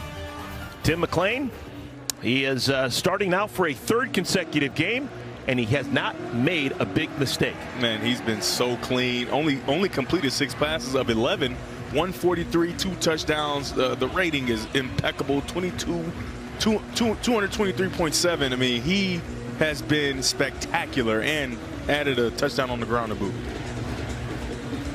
All right, so after a drive that took almost 7 minutes off the game clock to begin the third quarter, we will finally see the Baylor Bear offense. Neighbors still on his feet, out to the 37. A lot of want right there from Jordan Neighbors, the sophomore. And now look at this. Just handed a note. The first half ended at the 5:04 mark, local time. 5:04. Right now it is 5:44 local. That means it has been 40 minutes since we have last seen the Baylor Bear offense on the field. And more importantly, Blake Shapen. The last time he's gotten a chance to get on the field. And remember, he started this game fairly slow, and it's because he just hadn't been able to play a whole bunch because he was sitting out for a few weeks. And so now it's been 40 minutes of him sitting with that knee. I'm sure it's not 100%, right? You want to make sure you keep that thing moving. 40 minutes without game action. I wonder how he's going to respond to this. Should be rested. 4-man rush, and Shapen goes down. Tremont Morris Brash. This kid can play. Second sack of the ball game for Morris Brash. He does an outstanding job, and to the right of your screen, he's fighting through a hold as well. He dives and boom, gotcha. Very nice job by Morris Brash. He leads the country in tackles for losses. Came into this game with 9. He's got a pair of sacks so far today. And a lot of it is that type of effort, right? He's getting held. There's an offensive lineman with his arm around his neck. He's just relentless in his pursuit. He gets to Shapen's heel. 2nd and 18. Neighbors jumps out across the 40. Talk about a guy with a motor. That's Seliskar, who is playing defensive end, who makes that tackle down the field. Outstanding job by the big 8-8, running that play down. And Seliskar doesn't have the numbers he's had in years past, but he's still performing. 2-time captain. They got him inside right now to go against the guard. Now watch Seliskar. He's going to get to the quarterback. Oh my goodness, dangerous play. It's Richardson who's got it. And Richardson's got the first down. Oh my goodness, that was goofy. Whew. Everybody take a deep breath here. I don't know how he's going to get this ball. It looks like he's going to get it right through there. Yep, there it goes. Oh my goodness. Oh, Richardson didn't even see it coming. And I don't think that was a setup screen. I think that's just Shapen making a play. It's like, hey, I need to check this ball down. Not going to be able to throw it over the top. And he just shovels it underneath to him. And it works. High snap. And Shapen just has to get out of dodge. Wisely throws it away. And he'll live to fight another day. 2nd down at 10. He's shaping his fight. He's giving it everything he's got. And this snap comes in extremely high and hot. I mean, he does a nice job to even get that ball down to make sure it's not a huge loss, and then minimize the damage with a nice throwaway past the line of scrimmage. Clark Barrington is the center, the transfer from BYU, one of 2 Barrington brothers on the line for Baylor this year. So it's 2nd down at 10.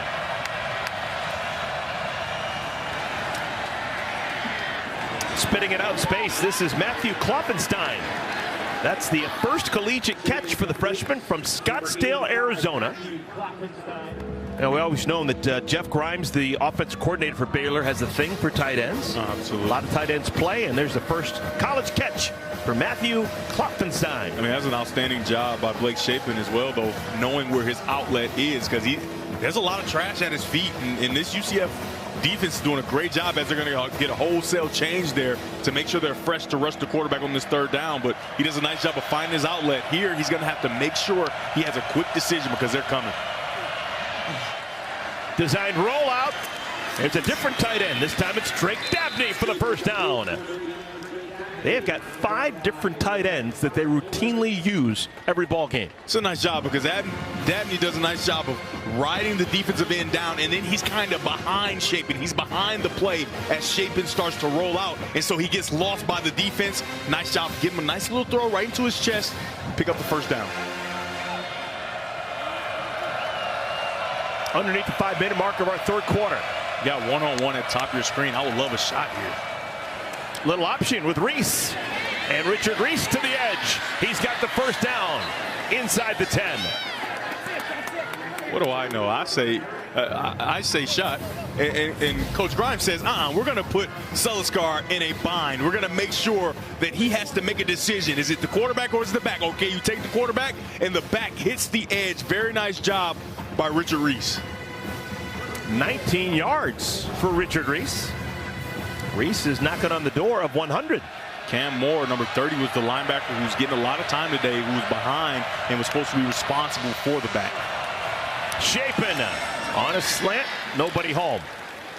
Yeah, it's the first time that they targeted the very talented Brandon Adams since that first play that was almost an interception. And you can see Brandon Adams is all over Keytron Jackson Jr.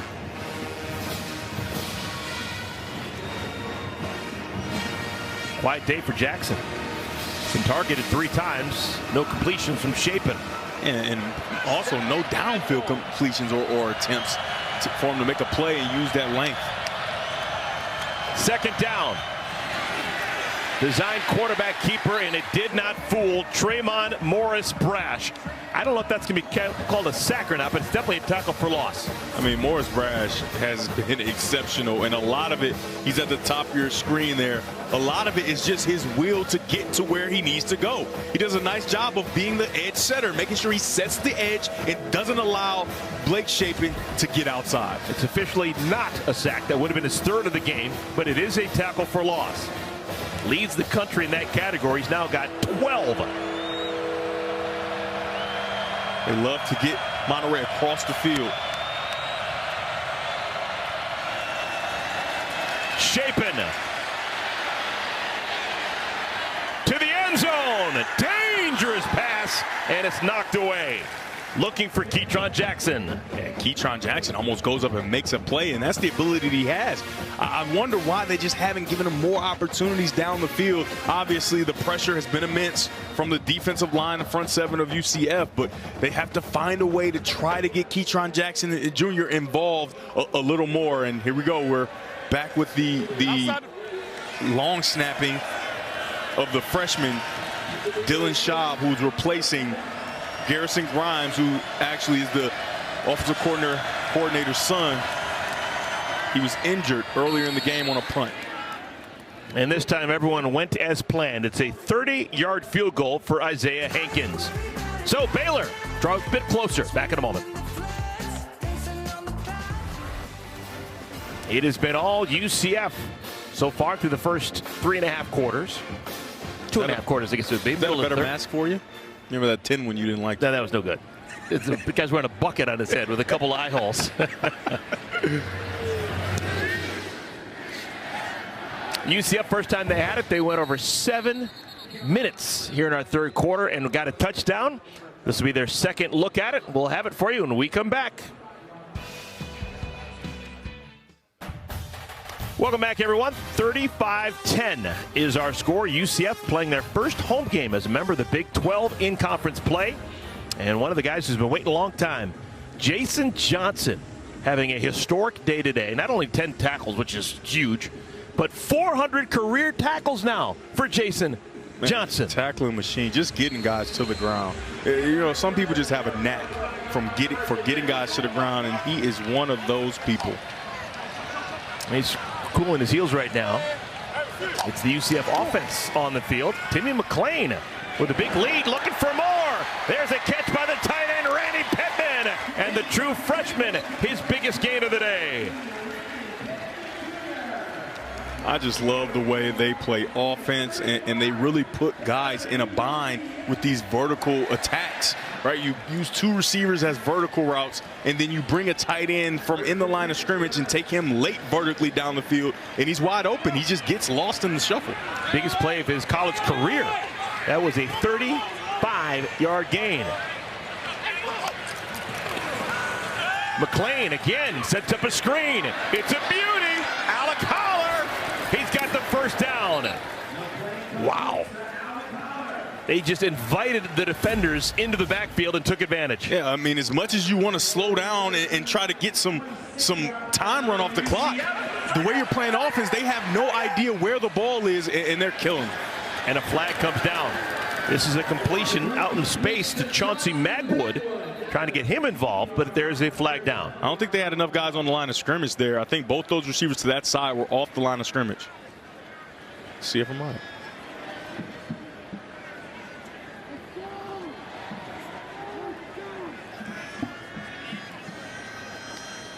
Illegal formation. 5 players in the backfield. 5-yard penalty. Still first down. You're brilliant, Devin. Just brilliant. 1, 2, 3, 4, 5. That's off the lineman down there. They tried to do a little trickeration with the offensive lineman right down at the bottom of your screen, but you can't have 5 guys in the backfield. Why is there ever a reason to have an offensive lineman spread wide like that? Well, the defense, you just make them think about something. What are they going to do? The guy's lined over there, and the quarterback's not even there. You don't know that reference because you've never watched Little Giants. Never but, did. You know, it's just to make them, you know, think about something, and then you just throw an easy little screen, and you see how successful it could be. So they lose 5 yards. On the ground for the first time in this drive, it is Richardson who is tackled in space. Devin Lemire, haven't called his name a bit. Man, he had 9 tackles a week ago against Texas. He was the middle safety too, right? He came from the middle of the field to run down and make that play. Nice job by Devin Lemire. He's got that big brace on his left elbow. He dislocated it week 1 against Texas State. Only missed 2 weeks with a dislocated elbow. It's tough as woodpecker lips. Yeah, he is. The funniest saying you ever said. I love it. Second down and 14. It makes sense. And again, penetration and a tackle for a loss. Matt Jones. You know, Eric, you have all these sayings sometimes, and once you really get into them, they kind of make sense. Like, woodpecker lips are very aggressive. They're very hard. They better be tough. They got to be. Yes. All right, third down. UCF scored a touchdown first time they had it in the third quarter. Now trying to stay on the field. You got middle open. Can attack the middle here. If you're Timmy McClain, this area should be open.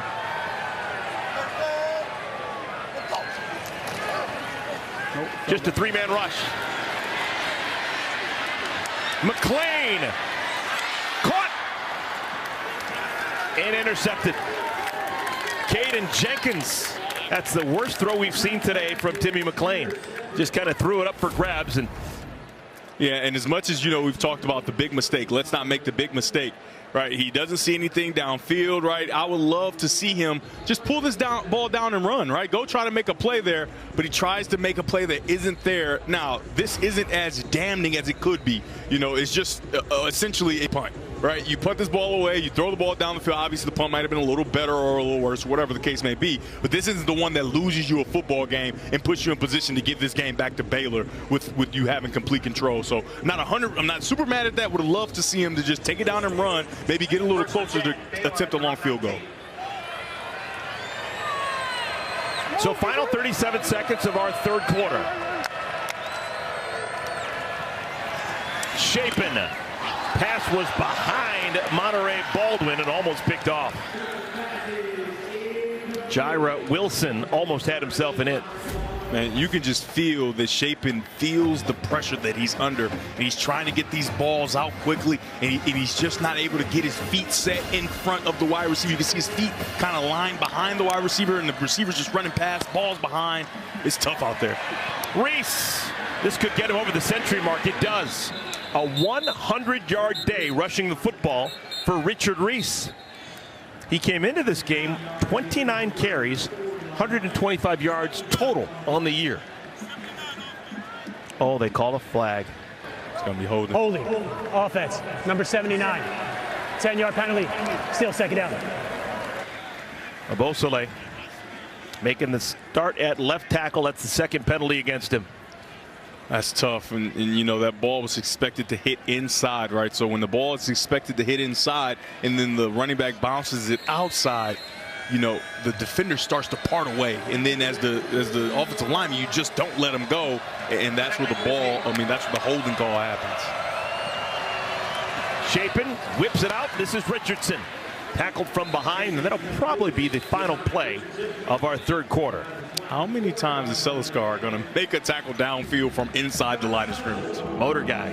Man. All right, so that is the end of our third quarter. And it was, once again, all UCF. Their lead continues 35-10. When we come back, it's the fourth quarter.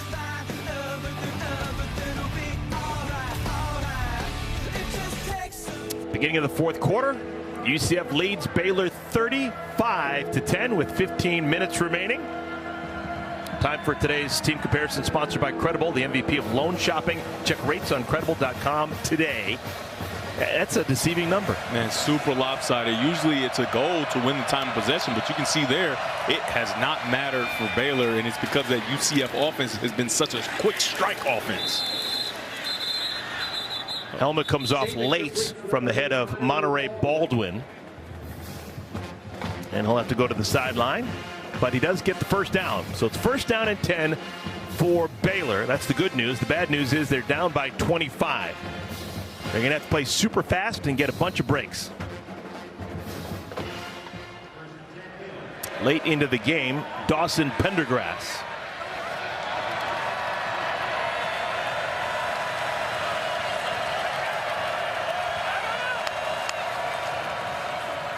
Pendergrass. He runs hard. 8 yards on first down. Freshman from Alba, Texas. It's been a fine. Coaching staff were praising him when we had a chance to talk a couple of days ago about Dawson.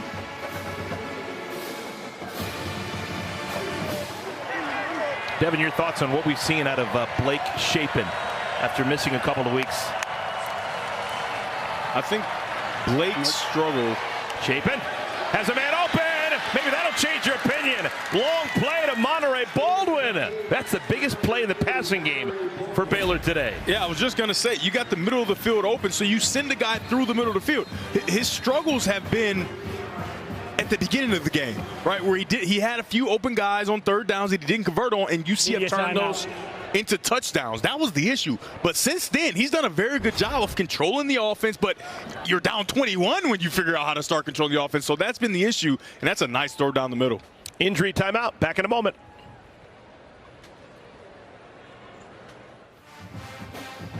"43-yard pass play to Monterey Baldwin, but the guy who made the tackle, number 10 in black, Quadric Bullard, landed on Baldwin and had his own teammate land on top of him.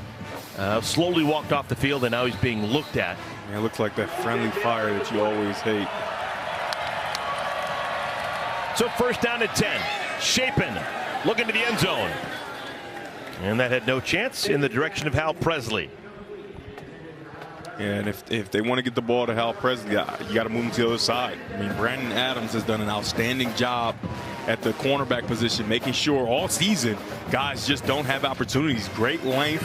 He's 6'3", 180 pounds, man, and don't let that 180 pounds fool you, because he'll come in the run game, stick his nose in there as well.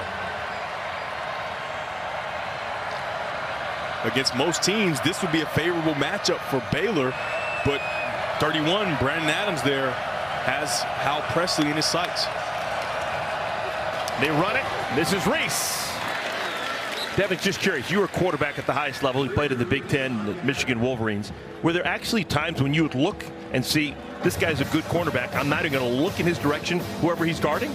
Yeah, so I had a guy named Jeremy Gallen who was an outstanding receiver, and I thought that there was no one that could stop him from getting open. Smaller guy, very shifty, so it's very hard to cover. So a bigger corner, he could out-quick him, and then a smaller corner, he was like strong and could jump and get the high ball. So I didn't have that issue when I saw him out there. I thought he was the mismatch. All right, third down and 8. Need to get to the 10. Chapin throws a dart. There's one of his tight ends, Jake Roberts, and the chains will move. It's a nice job by Jake Roberts. He's going to come hook up right in front of the quarterback. It's an easy read, something you can see. He looks right, then he comes back, drives the ball right over the center. And a touchdown. There's Pendergrass. Second touchdown of his young college career. Dawson Pendergrass, the second touchdown today for the Baylor Bears.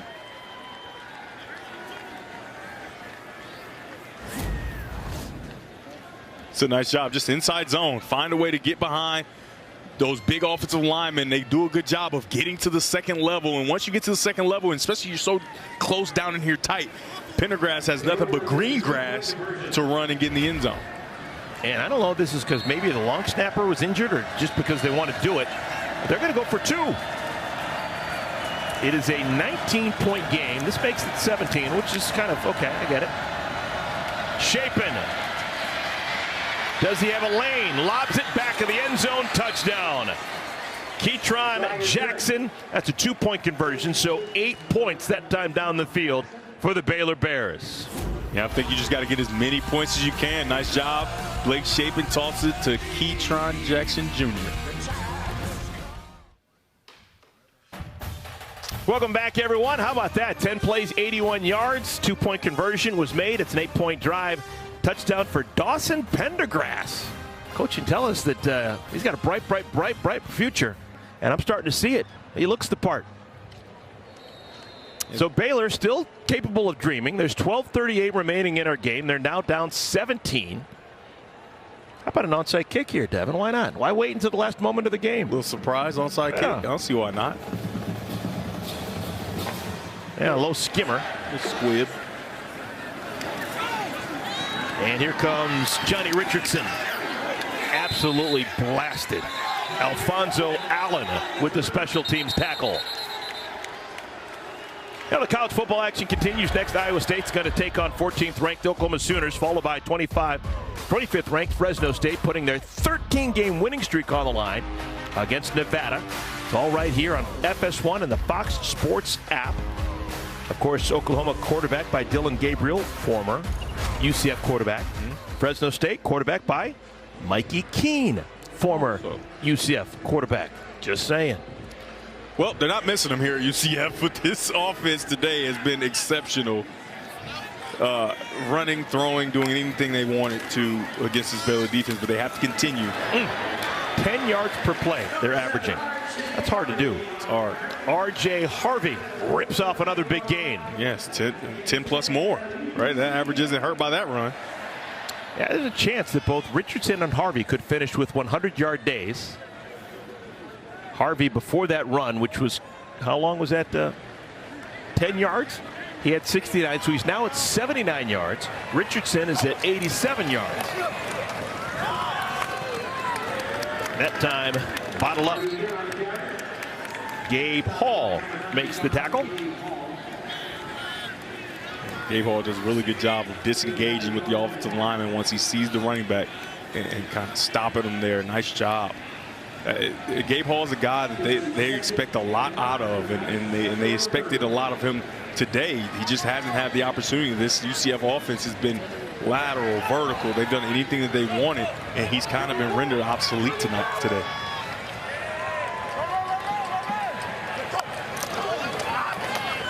Harvey, quick sprint through the line.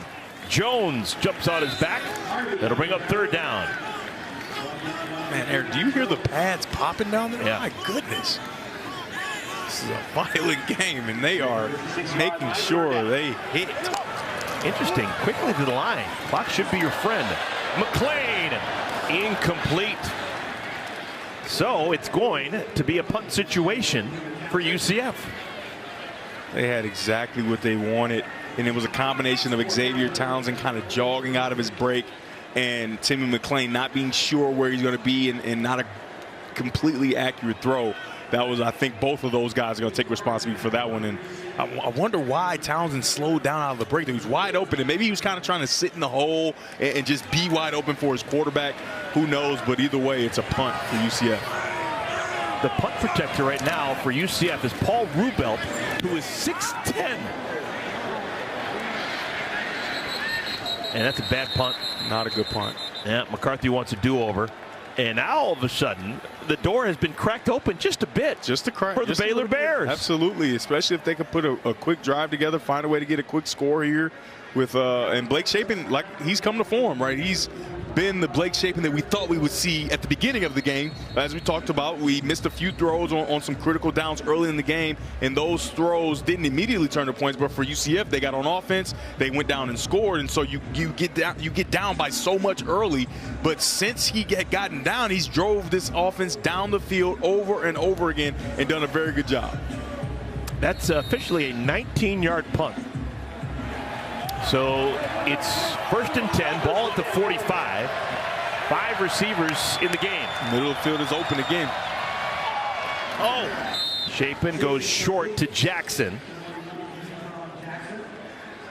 For Jackson, that's his first official catch. You don't get credit for a catch on a 2-point conversion. Monterey Baldwin ran right through the middle, wide open on that last play, Eric. How about this time? This time it works. This is Baldwin.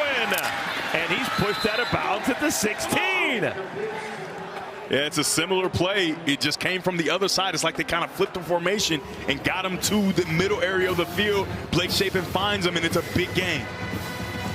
Folks, I hope you're still with us. Baylor's got a pulse. Richard Reese tackled from behind. Tackle made by Jason Johnson, who has gone over the 400 tackle mark in his great college career.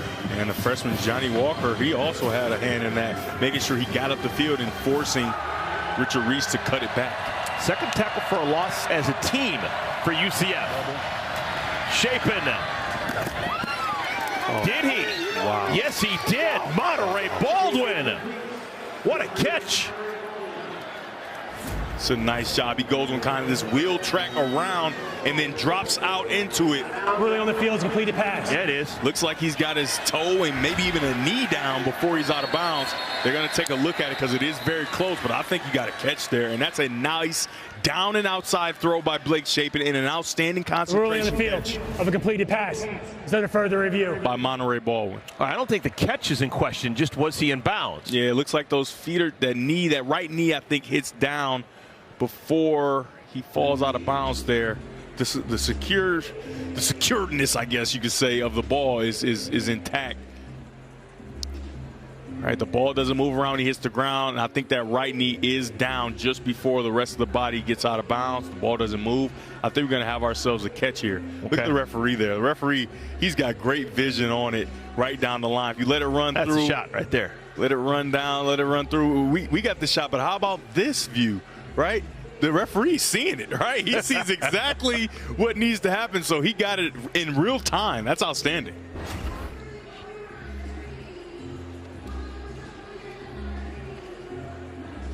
I don't think you give shout-outs nearly enough, but making that call, Andy Warner. That's outstanding. He's right? the headline. You can see he's got his head bent down, making sure he can see everything that's happening. I think he got it right. Getting in an athletic stance. Mm-hmm.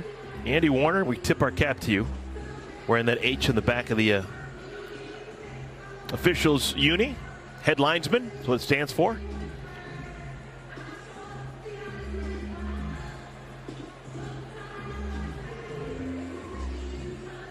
And here comes Henry Johns.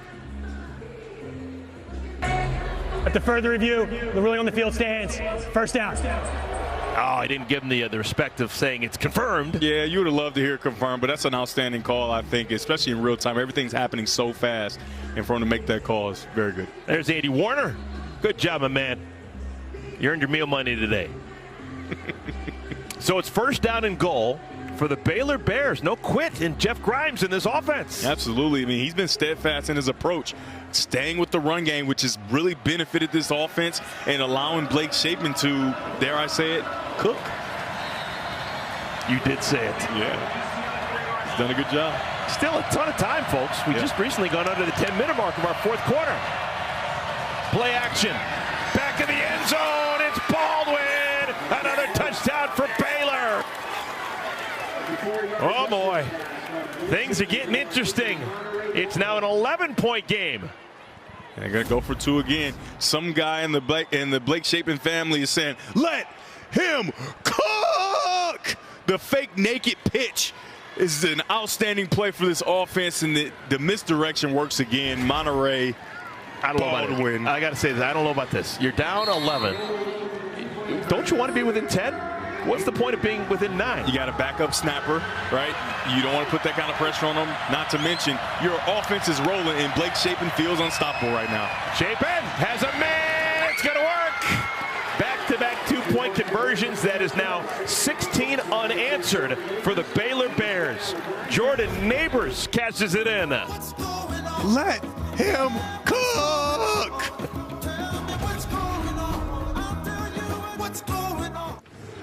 9:38, and folks, if you stayed with us, you're being rewarded right now. It's a 9-point game. UCF they lead, but it's now 35-26. It's 16 unanswered points by the Baylor Bears.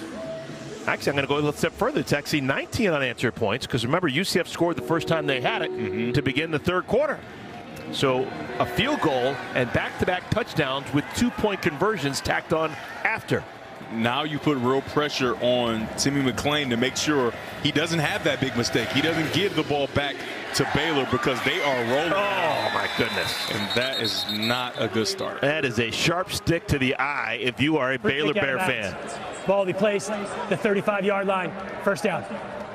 Just feels really inexcusable, but, you know, not a kicker, so maybe not. But Javon Baker, he's been outstanding today, and they're going to need him to make sure they try to salt this game away. He's dug down and got low balls. He had a big catch over the middle.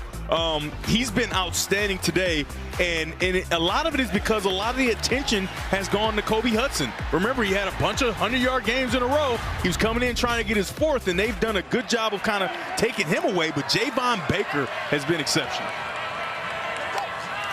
So first down at 10. Trying to use some clock, and it's not working early.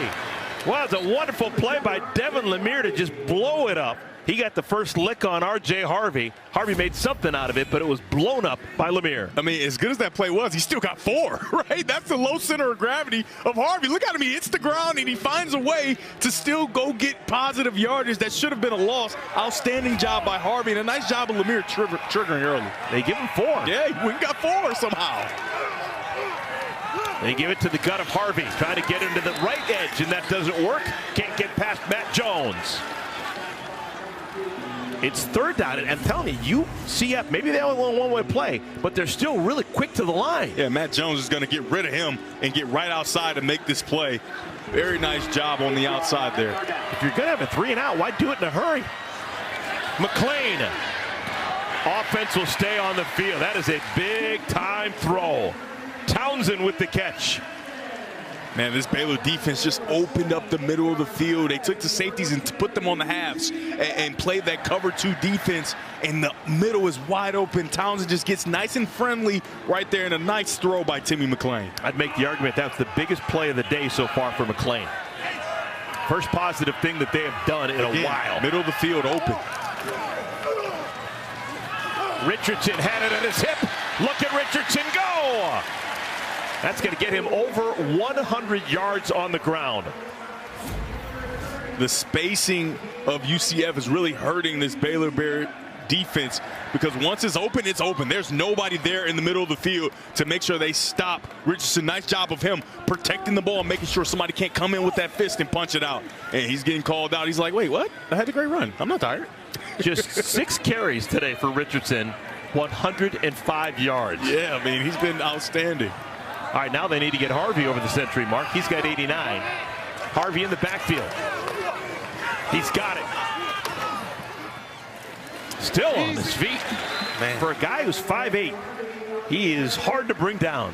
All right, so the Baylor Bear defense takes one safety out of the back, and they bring him up, and he still is able to get 6 yards after contact. I mean, that's a nice job by Harvey pushing the power, and you can see why they sub Richardson out and put Harvey in. He's just a little bit more powerful, and for those nasty yards inside, he's the better guy for it. Even though, let's not be kidding. So Richardson's very good inside as well, but if you want to push the pile, I would rather go with Harvey.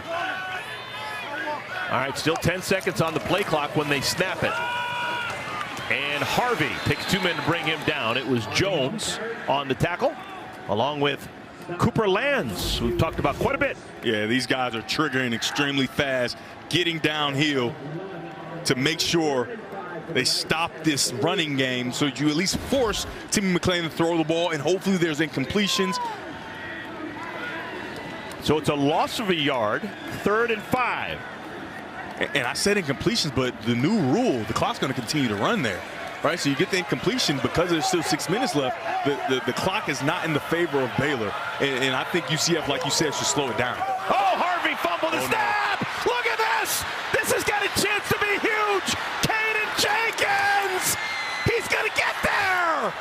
The Baylor Bears. The miracle continues.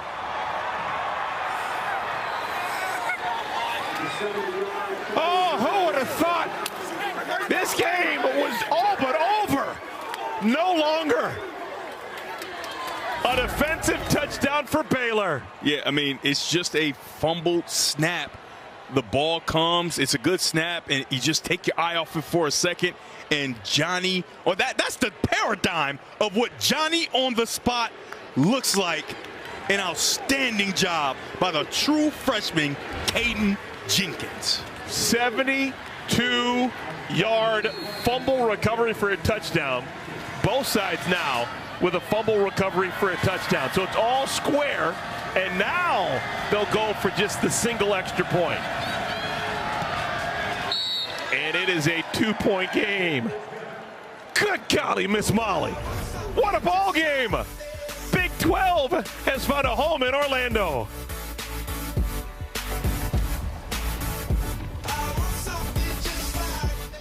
No quit in the Baylor Bears. They've made this a 2-point game. It is 35-33 after it had been 35-7. Today's Good Hands Playmaker sponsored by Allstate. You're in good hands. I mean, you're in no better hands than Caden Jenkins. Usually you see a guy fall on it, kick it out of bounds. Absolutely not. He scoots. He could go all the way. The true freshman, Caden Jenkins, puts his team within 3. The extra point makes it 2. This is a game that if Baylor can get a stop, they can go down and win this game with a field goal. Good golly. 26-0 run for the visitors from Waco. Stone's kickoff spins. Here comes Richardson from the 4. And Richardson pushed out of bounds at the 25.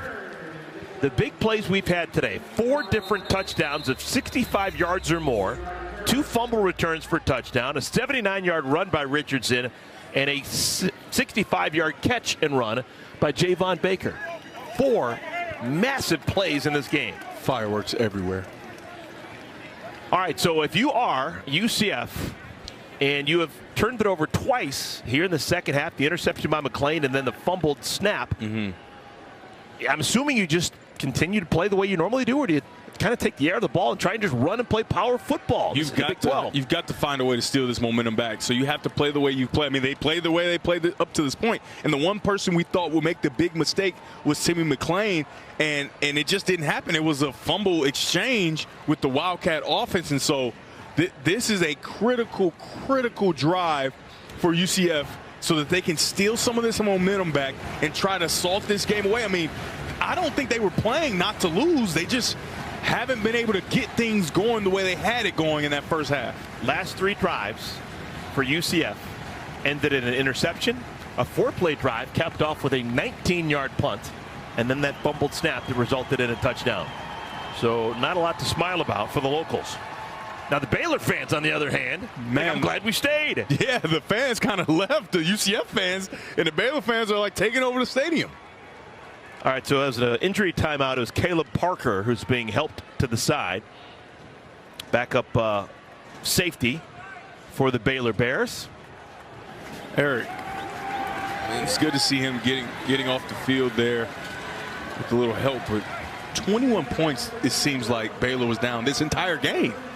And somehow they've just stayed the course, battle back, just chugging along. And they find themselves in a football game. Can UCF do something positive? McClain. Short gain. That's Townsend, another catch. I love it. I love it. Do not allow the defense to entice you. 2 weeks ago, they had this same scenario where the receivers are running and you're trying to throw the post because they line up in cover 4, right? But the safety gets to the middle, right? So once the safety gets to the middle, that's not the play you want anymore. Find a way to create, get the ball outside to Townsend. Nice job by Timmy McClain. Kobe Hudson still has not caught a pass. The big star in the passing game for UCF.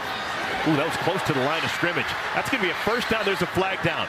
Did McClain go over the line of scrimmage?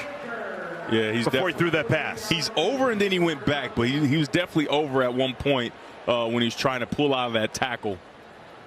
I think that carries a loss of down as well. So the 30-yard line, if he gets that 30-yard line, yep, and he's well past it. He tries to go back a little bit. Yeah, it's tough. If he just takes it down and continues to run, right, he probably will get the first illegal down. forward pass on number 8 of the offense. 5 yards from the spot of the foul. Lost it down. Yep. Third down. Okay. That's tough. That is tough. All of a sudden, this is now a massive play for Timmy McClain and UCF. They don't have a shred of momentum on their side right now. Third down. This area of the field is where they've had a lot of success getting guys there in these kind of seams.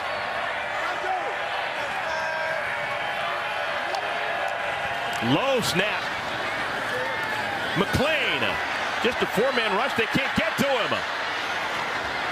Incomplete. No penalty flags.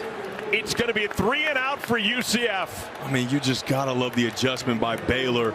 Josh White, and this will go unheralded, but he's the linebacker that got into the zone that I highlighted before the play, and Timmy McClain is trying to look there. They have a dig going into that area. He gets too much depth, so he can't go there. Now he starts to try to find somewhere else to go. Nice job of Timmy McClain not being enticed to throw an interception there, but a great job by that Baylor Bear defense and Josh White getting into their drops, knowing where they've been kind of burned during this game and fixing it. Need a good punt here. Ball's loose, and Josh Cameron fortunate to get that ball back. 45-yard punt. They call it a 2-yard return, but it's going to be Baylor ball down by 2. If they do anything, they're going to take the lead here, this time down the field, and this is what their recent history shows. 26 unanswered points. A field goal, 2 touchdowns, and we didn't even put in there the fumble return for a touchdown. Good golly. What a day for Jeff Grimes and the offense of Baylor. I mean, a lot of credit has to be given to Jeff Grimes. He's done an outstanding job being steadfast in the way they want to play offense. And we don't know the extent of it, but his son, Garrison Grimes, 100%. long snapper, injured in the first half, left the game, hasn't returned. So Jeff Grimes dealing with that. So hard as a coordinator to be down 21 and still lean into that run game, but he's done a great job of it. Richard Reese pushes the pile. Reese with that carry will get to the century mark. We've talked about it all game, Eric, how he consistently, and when I say he, I mean Jeff Grimes, offensive coordinator for Baylor, consistently stay with the run game, stay with the run game, stay with the run game. And I'm sure a lot of Baylor fans were looking and saying, what are we doing? We're down 21. We need to throw the ball. But him staying with the run game is what has them in position, only down 2 with the ball and a chance. We have an injury timeout. It's Walter Yates being looked at for UCF. Look at that line. Baylor has owned the fourth quarter, and that pleases Dave Aranda. Yeah, I mean, he stayed poised throughout the entire game. It's good to see Yates walk off the field. He's got a heavy limp there. But Dave Aranda, man, he's a philosophizer, if you will, man. I mean, he's unshaken. He knew what he was up against with a young team, and he stayed steadfast in his approach, similar to Coach Grimes in this offense. Both sides with 3 timeouts should they need them. Clock moving, close to the 4-minute mark. Second down and 6. Dawson Pendergrass is the tailback. Middle of the field is open.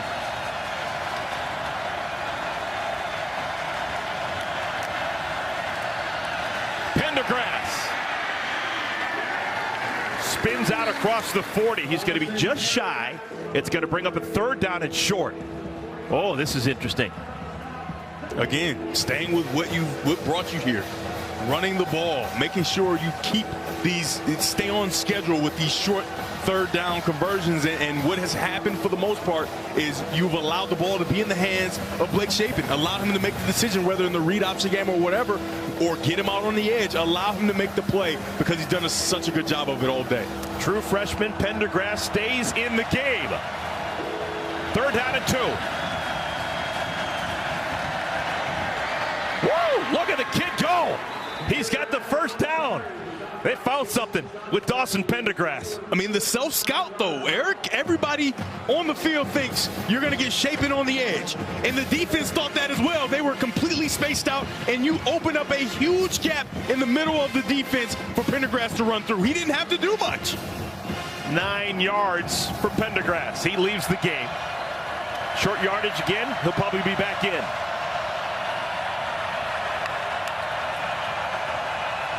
Shapen. Oh, that ball was knocked away from behind. Ooh. UCF already with 4 sacks. That was almost number 5. That's a nice job by Quadric Bullard. You can see him coming out on the edge there. What a pass rush by the safety. Gets there in the nick of time just to nick the arm of quarterback Blake Shapen. So the clock stops, 2:32 remaining.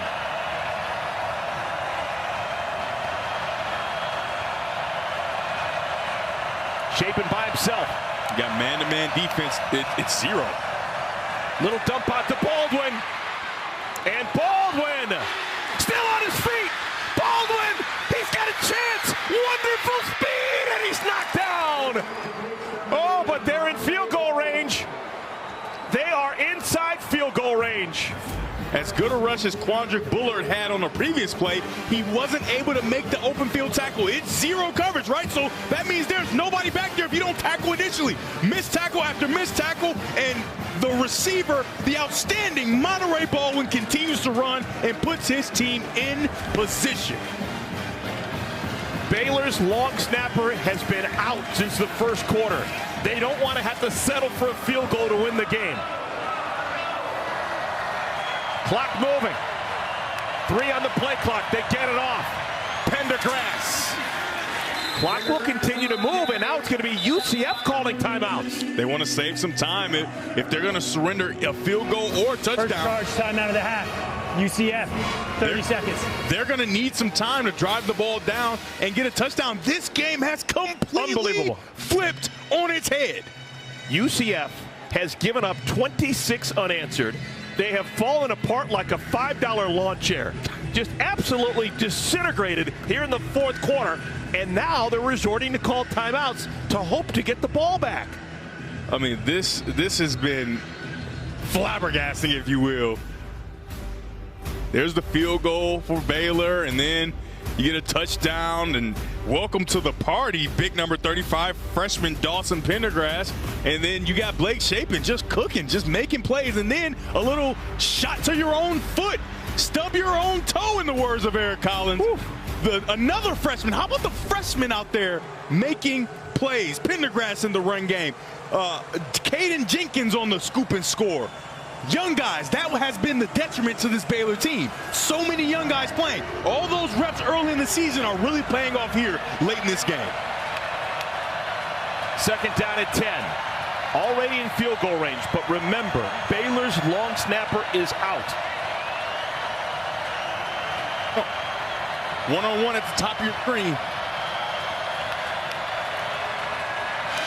Conservative play call, Pendergrass.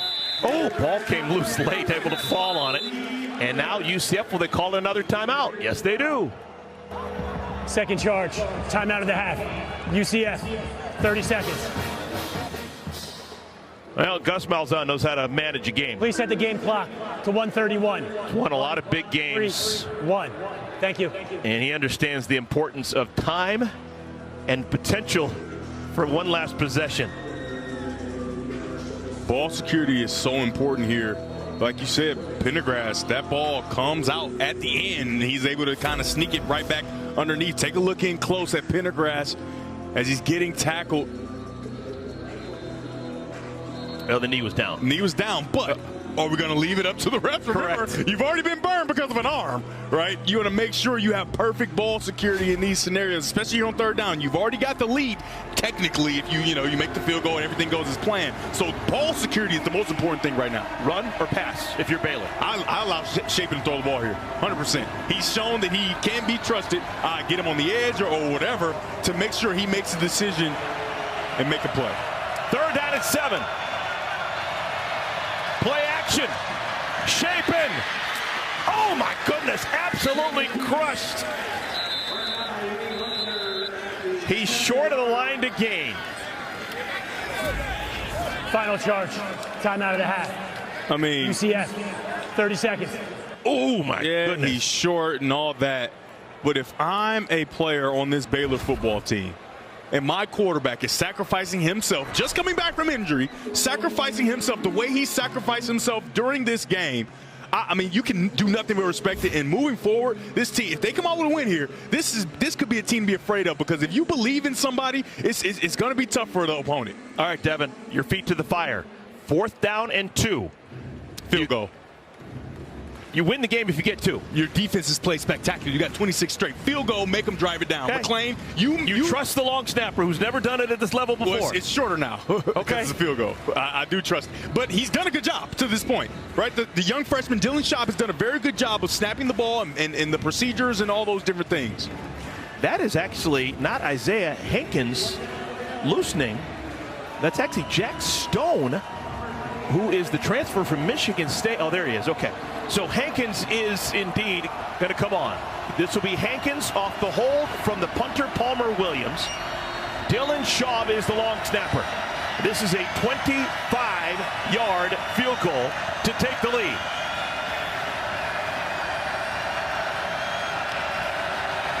Snap is a beauty. And the kick is even better. Baylor takes a 1-point lead.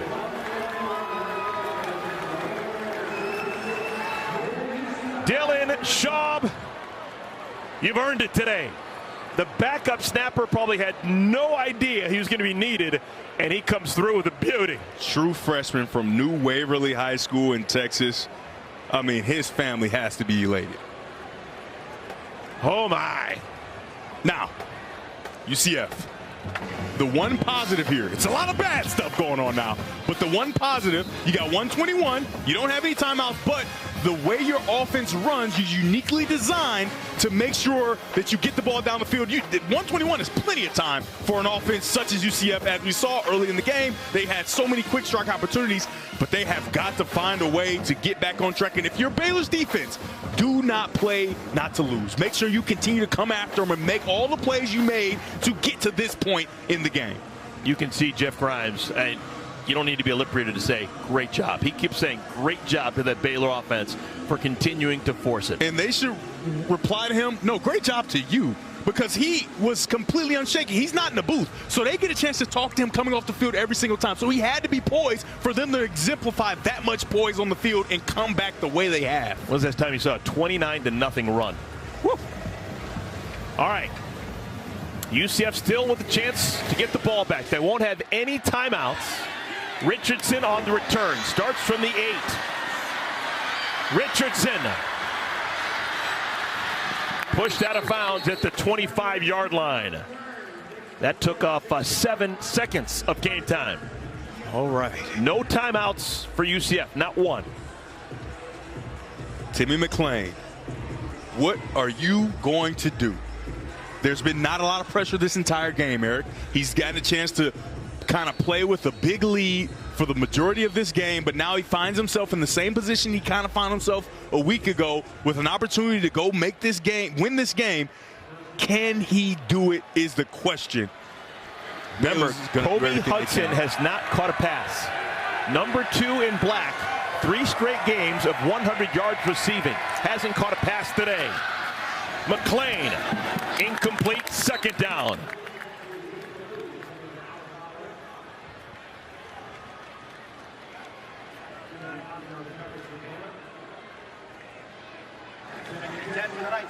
And it feels like in this moment, you want to look for Hudson now, right? He's made so many big catches, but there are options, right? You got Kobe Hudson, you got Javon Baker, you've got Johnny Richardson, you've got guys. You just got to find them.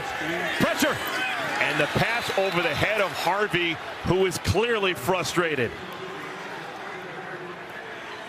Wow. This is a huge, huge third down. And if you're Timmy McClain, you have to remember, this game's in the balance. You're not going to give this ball back. You've got 2 plays to get 10, right? 2 plays to get 10. So avoid sacks. Don't avoid sacks by trying to throw it in the middle of the defense. Make sure you can throw the ball away. Do whatever you have to do, but you don't have to get all of it back right here because you got 2 downs. 3rd down and 10. McClain wants to run. He's going to get nowhere close. Does he get the benefit of the doubt? No flag. I like it. I like that there's no flag, and I like the decision by Timmy McClain. Just like I spoke about before the play, go get some. Go get some. Don't make a bad decision. Don't throw the ball in the covers. Now it's 4th down. All bets are off. You got to make a play any way you can. Find a way to extend the play, throw it on time. Whatever you have to do, you have to go get 5 yards on this 4th down play to stay alive. They need to cross the 35 and get to the 36. Again, a lot of space in the middle of that defense. This is it for UCF. They're coming after him. They're coming after him. McClain running out of time. What do you got? McClain! He's still on his feet. Oh my goodness! It's caught! Unbelievable! The game continues! R.J. Harvey, are you kidding me? What did I just say, Eric? Whatever you have to do. I don't care how you do it. You can run left, you can run right, spin backwards, jump over the guy. You have to make a play. First time out of the half. And For Timmy Baylor. McClain 30 seconds. makes it. And R.J. Harvey with the strong hands.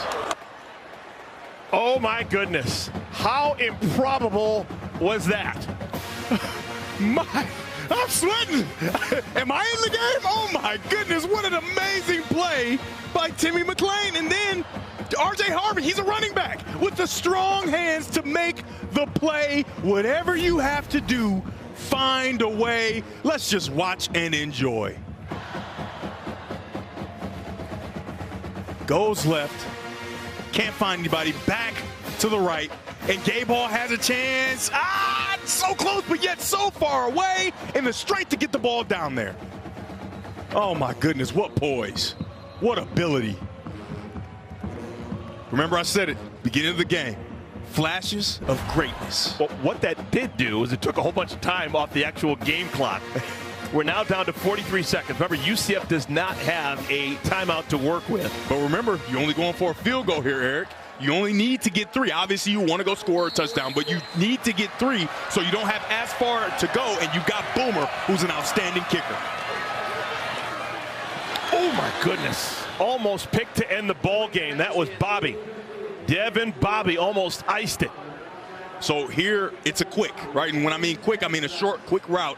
And Timmy McClain, there's a lot going on. He just did that amazing play. He takes a drop. So when you take a drop and you run the quick, the defensive back sees what you're doing. And Devin Bobby, if they don't finish this game, he's going to be kicking himself because he read it perfectly. He broke on it perfectly. And you've got to make that catch.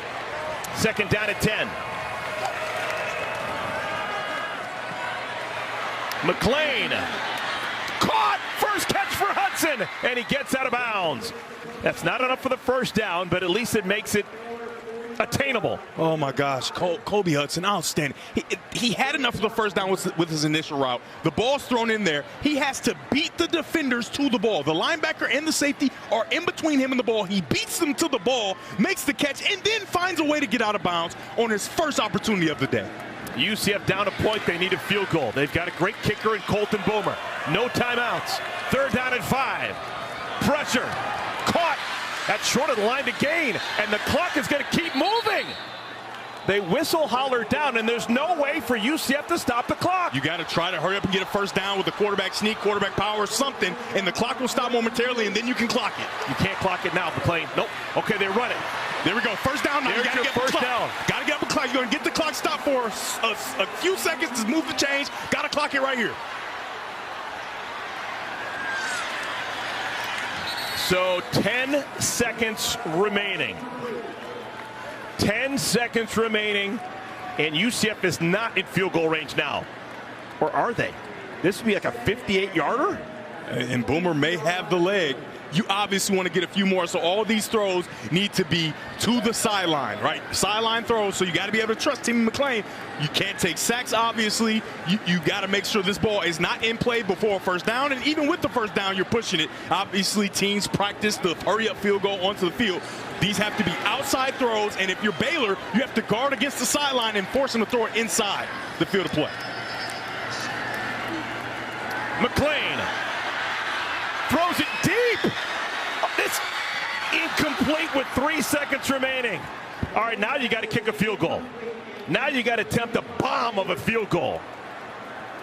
It looks like Timmy McClain is standing on the field. They've got the wind at their back. Yeah, okay. It's a 12-mile-an-hour wind at the back. They're going to try to, all right, Boomer, are you going to live up to your name? Because this is going to be a booming kick. He better get in formation. He is well behind the play, and the play clock is winding down. Yeah, you only got 18, 17. And they got no way of stopping the clock unless Baylor does them a favor, and they do. Second charge timeout of the half. Baylor, 30-second timeout. Now, Eric, remember the trajectory of this kick is going to be a little lower because you have to get a lot of distance on it, right? So you got to try to get there as quickly as you can. So that allows for, if I'm Baylor, I'm putting my tallest guy in that middle. And don't jump over a guy because that's a penalty and you'll give him more yards, and Boomer's definitely going to hit it. You give him the yards. Jump as high as you can, deter the kicker, and see if you can make sure he can't get it there. The career long for Colton Boomer is 55 yards. Did that at altitude a couple of weeks ago, but I'm here to tell you, even at non-altitude, it would have been good. 55 yards at Boise 2 weeks ago. This one is 59 yards for the win.